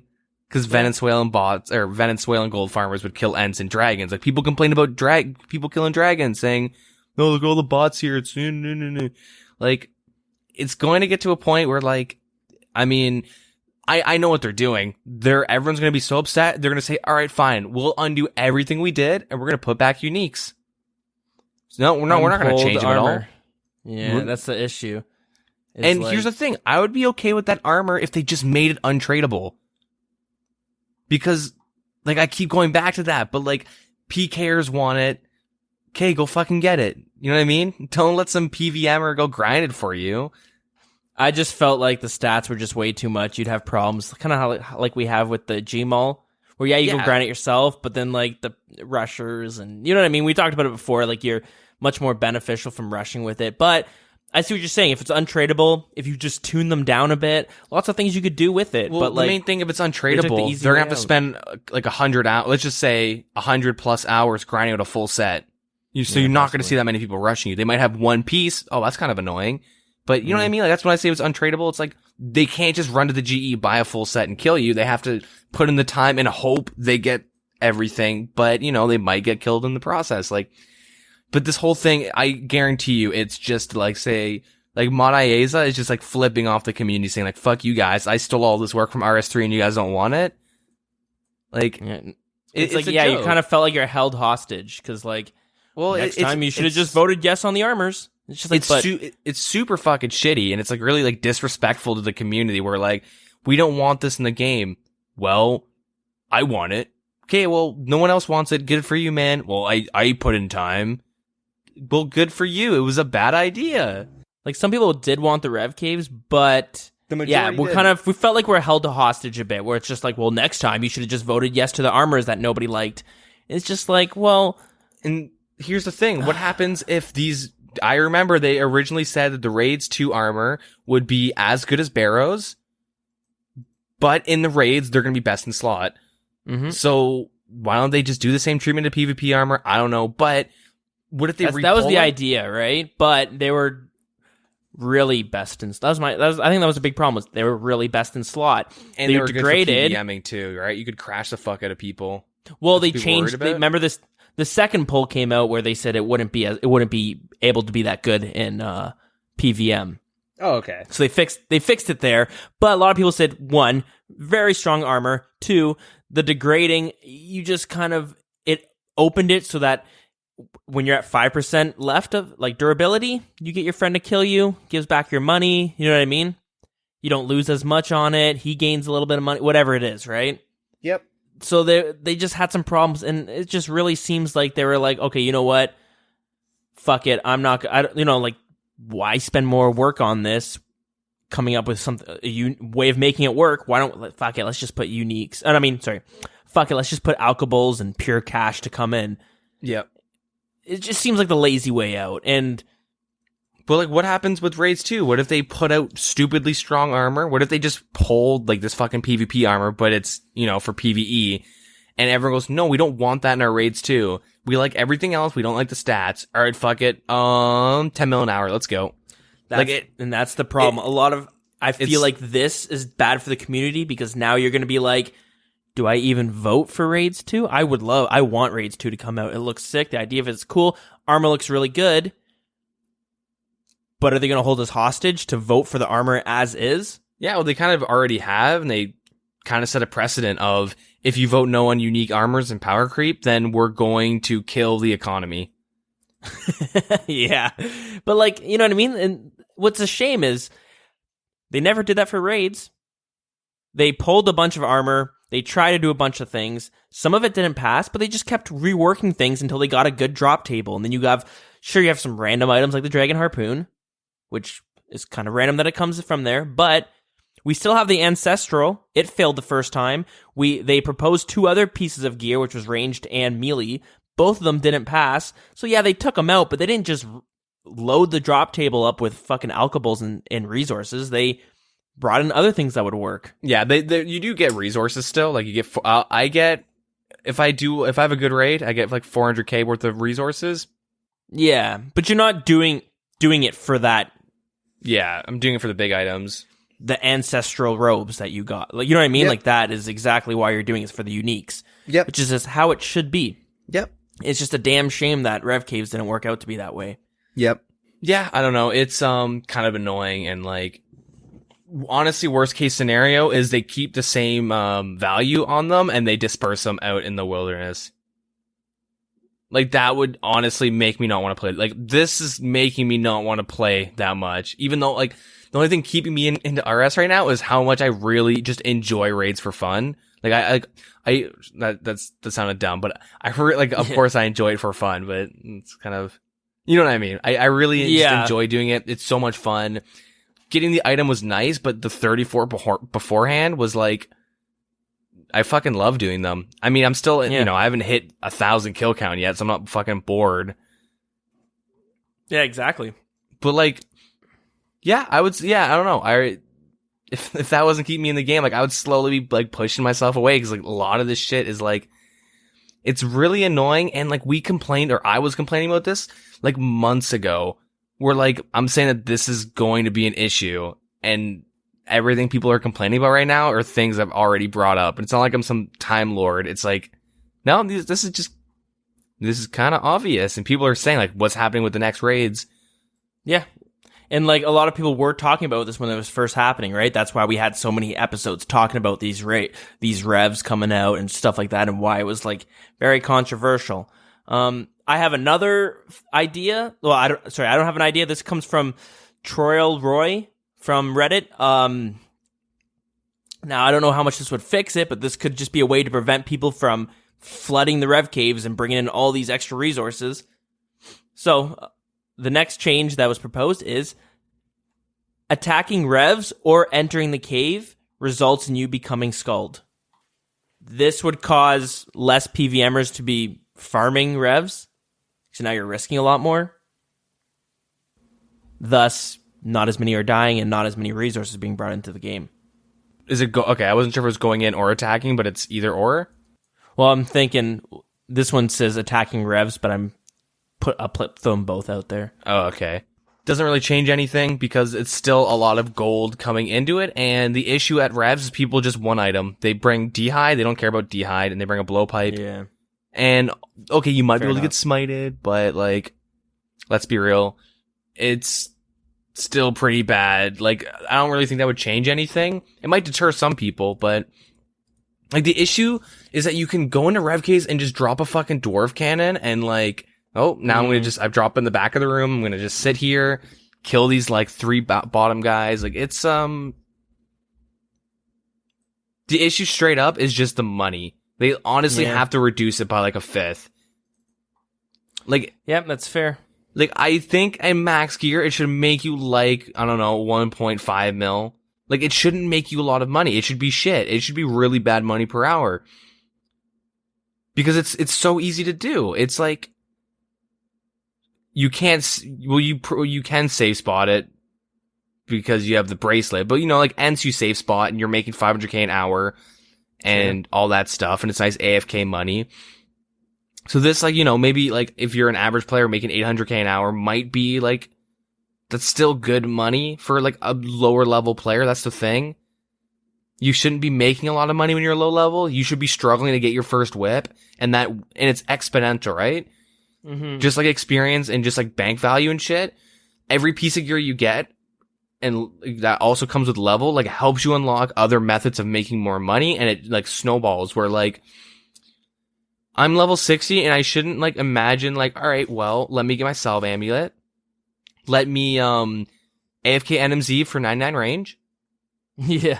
Okay, I got 40 for prayer, so Eagle Eye's okay. I'm gonna make like 3 mil an hour, and I'll do that for 10, 20 hours, 30 hours. I'll just do that in all my free time for a week. Okay, now I have the best prayer for range rigor. Okay, now let me just grind out some bones. Okay, now let me go to the altar in the wilderness and spend half the money to get 70 prayer. Okay. Nice. Now I'm gonna be making like 4, closer to 5 mil an hour. All right. Well, now I should start dropping my cannon here. Okay. Now I'm making 5 mil an hour. You know what I mean? Like, it's so much money that you can see in the near future at a level 60, where like within like 2-3 months, you're now, and not even like grinding every day. You're just NMZing range in your free time because it's pretty AFK. Exactly. Like, yeah, this leads to another kind of conversation to have. And it's not directly talking about the rev caves, but we're talking about gold sinks and item sinks. They've tried this numerous times in the past. They have a bunch of things implemented into the game to be gold sinks. Construction, probably one of the first big ones. Huge money sink that was implemented a long time ago, back in the original game. Yep. Barrow's armor is one of the first ones as well. And because again, when Rev Caves was first introduced, they thought this armor that was going to come with it was going to be a big gold sink, but didn't turn out. It kind of did the opposite, didn't it? Since the armors didn't show up. And in RuneScape 3 that we were talking about before, they have some ways they added some things that became item sinks and gold sinks. One of them being invention, as we talked about, where you break down gear and armor and stuff like that, and resources to get these components for that skill.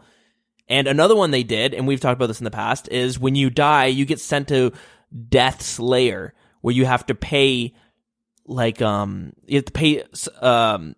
percentage of the gear you lost, if I'm not mistaken.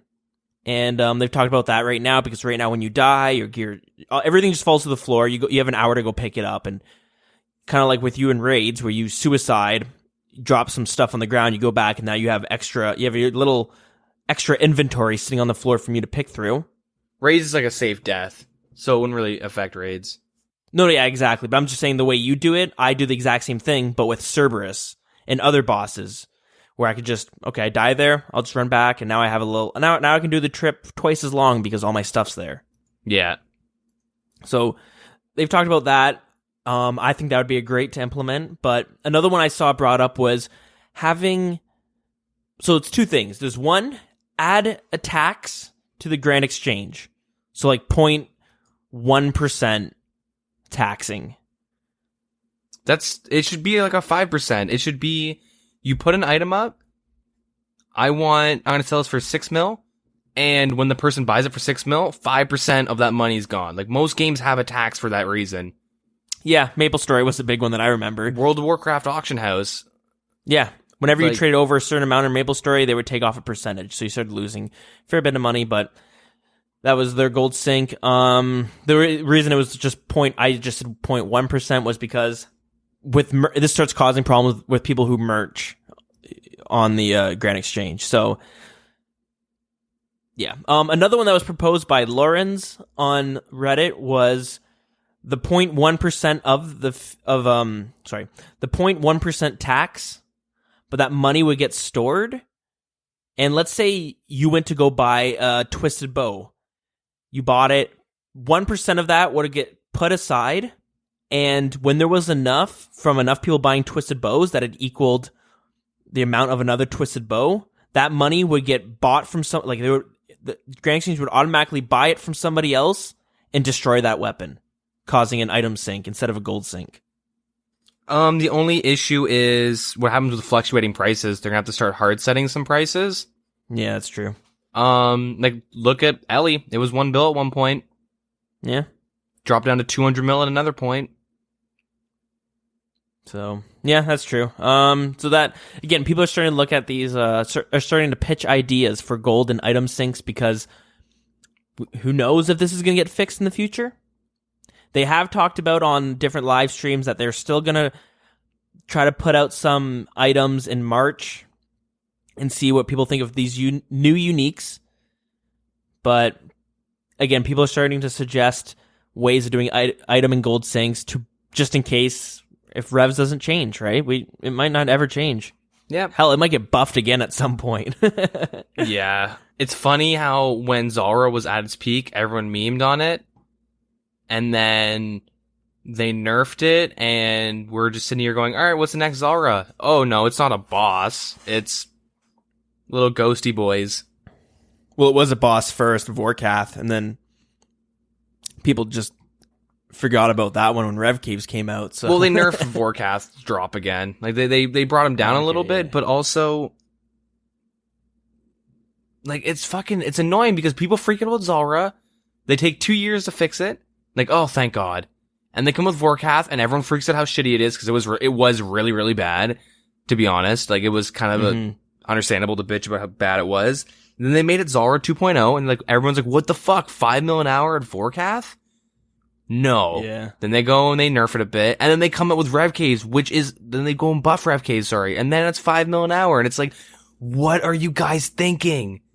Yeah. It's problematic. It's really annoying how like constantly there's something to complain about where it's giving too much money.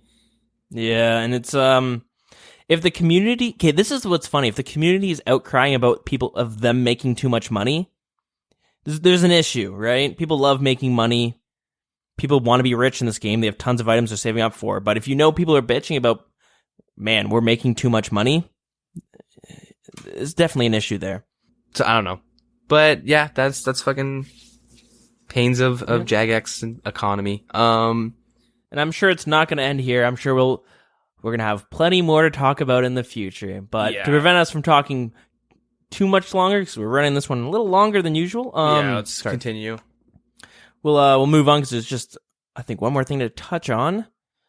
And it has to do with the winner of the Dragon Slayer 2 competition. So there was a competition to make a YouTube video going through all the lore of Dragon Slayer 2, just Dragon Slayer 1.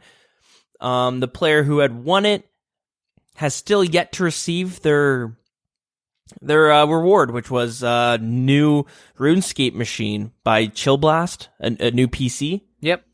So I just wanted to touch on this. Just kind of interesting because they do kind of have a bad reputation of doing this in the past. And yeah, he had posted that there was multiple screenshots of him trying to get in contact with Jagex and trying to get, an answer about his prize to be coming in the mail, and he's still kind of waiting on it. It's been almost 2 months now. Yeah, although Mod Sween did say that he made a post saying that he, they apologize, it's been taking so long. The Jagex mod who's in charge of giving the PC has had to put it on the back burner because he's been had his hands full with other things. But it should be coming in the future. And he just apologized for, in the past they had some issues of people not receiving their prizes until it became a top post on Reddit and stuff like that. So it's kind of an issue, but hopefully he does see it soon. Just want to bring that one up because that one made a little bit of publicity this week. Yeah, Jagex is notorious for, sorry we're taking a little bit longer than we expected. We'll get that out to you soon. But the amount of this guy having to contact Jagex on every platform was a little ridiculous. Yeah, that was the problem. And to get like actual updates of, hey, or like, you know what I mean? Getting it, you should get like a preemptive email being like, hey, it's going to be a bit later than usual.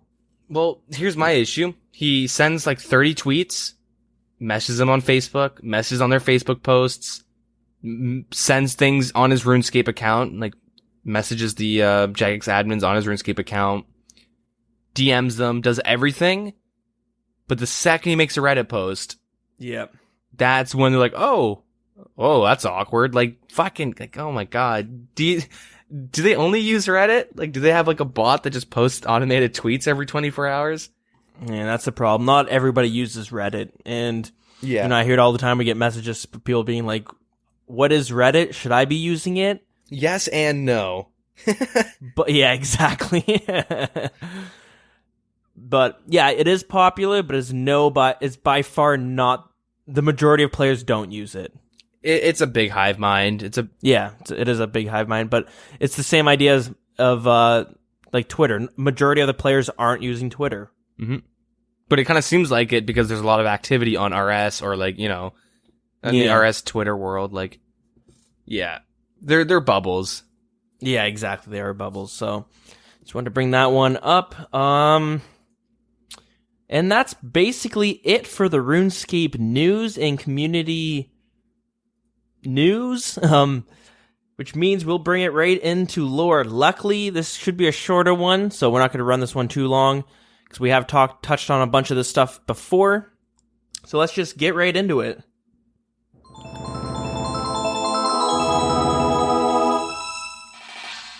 So this week, keeping in line with the other races, we are talking about the elf race.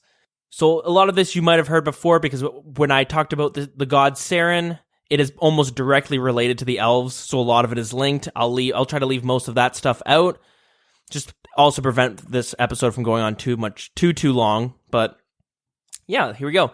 So the elves are one of the longest races living in Gielinor. They have witnessed many events, including the passing of the God Wars, which they did not partake in, and they've seen many other races be destroyed. They retreated beyond the mountains during the God Wars to stay out of the conflict, but very little is known about the elves. They worship their own unique deity called Saren, who communes through crystal seeds and is able to contact and build with them. Though their main settlement is Prifddinas, which has a number of crystals that are used to build that city, which were given to a handful of other elven families to make their own towers within the city. But there are also skirmishes that break out from other tribes in the lands of Isfidar.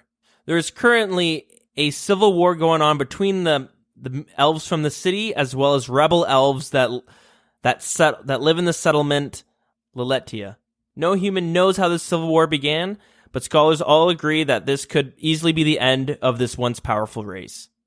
Prifddinas is thought as to be one of the first major cities built within RuneScape and was built before the Great God Wars began. There currently is no information when the elves arrived, but they are known to be one of the first races to have arrived in Gielinor. And that looks like that's it for this week of lore. Told you guys it'd be a short one. Yeah, moving right along. I guess this brings us to the end of our show, but I think one thing that we should touch on is we had a past event happen on February 17th, so last Saturday, and it was a pretty good turnout. So it was a giveaway event given by a friend of the show, Bhooley. We talked about it before. He made a real-life Dragon Dagger as well as a Dragon Dagger keychain, and we decided to have a little drop party in the Falador party room. It was a pretty good turnout. It was a lot of fun. And yeah, a shout out to our two winners. Lazy Cook on winning the Dragon Dagger, as well as, do you know who won the Dragon Keychain? Someone who's out 120 mil. Someone who's out at 120 mil. The joke is that I won the keychain, and I was implying that I bought it. Like, we're endgame gold. Because I won I won the keychain. Yeah, so it's yours truly, Dingus Magoo over here, winning the Dragon the Dragon Dagger keychain.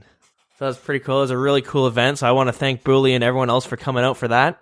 That was a great time. And yeah, hopefully to have more things like that in the future. Yeah, it was fun. We got everyone together. We were all on Discord, pretty active. It was a good little time. It was a lot of fun. And yeah, that's basically it. Last thing I want to mention, we had a comment on YouTube by RS Kiss the Fish, and they wanted to make a correction that World 1 is in fact an American world. You mentioned last week that it was British. Oh, did I? Yeah. Weird. But yeah. They must have changed it with this last update or something, because yeah, they heard it. They instantly changed it just to fit in line with your ping. Yeah, some good stuff there. But yeah, and you know what time it is? It's time to plug our everything connected to the show. So if you guys want to follow us on Twitter, it's at The Wilderness RS. Our Facebook is facebook.com/The Wilderness Podcast. Our email is thewildernesspodcast@gmail.com. And our in-game clan chat, if you want to come hang out with us on Old School RuneScape, it is WildCC. And our Discord is on both Twitter and Facebook, but if you're having trouble getting in, just let one of us know and we will get you a link so you can come hang out in there as well. Yep. My Twitter is Deagin RS and my Twitch is Deagin RS. I don't tweet too much. I'm going to start tweeting a lot more this week. Be a little more active. Perfect. And then Twitch, I don't have a schedule right now. I just, I got free time or I want to go play some RS. I'll go stream it. I've been streaming I've streamed 4 or 5 times this past week, quite a bit. Maybe even, I try to do it every day, but I can't. Don't always have the time. But I go live quite a bit. Yeah, so if you guys want to watch some Dingus Magoo in action, doing some raids, solo, sometimes duo, definitely check out on there. And I think that's about it. Yeah. All right, guys. Well, time to run off and get to those rev keys before they get nerfed. Got to make a pretty penny before that happens. Yeah, I'll see you guys next week when I have 150 mil cash stack. Yeah. All right, guys. See you guys out there.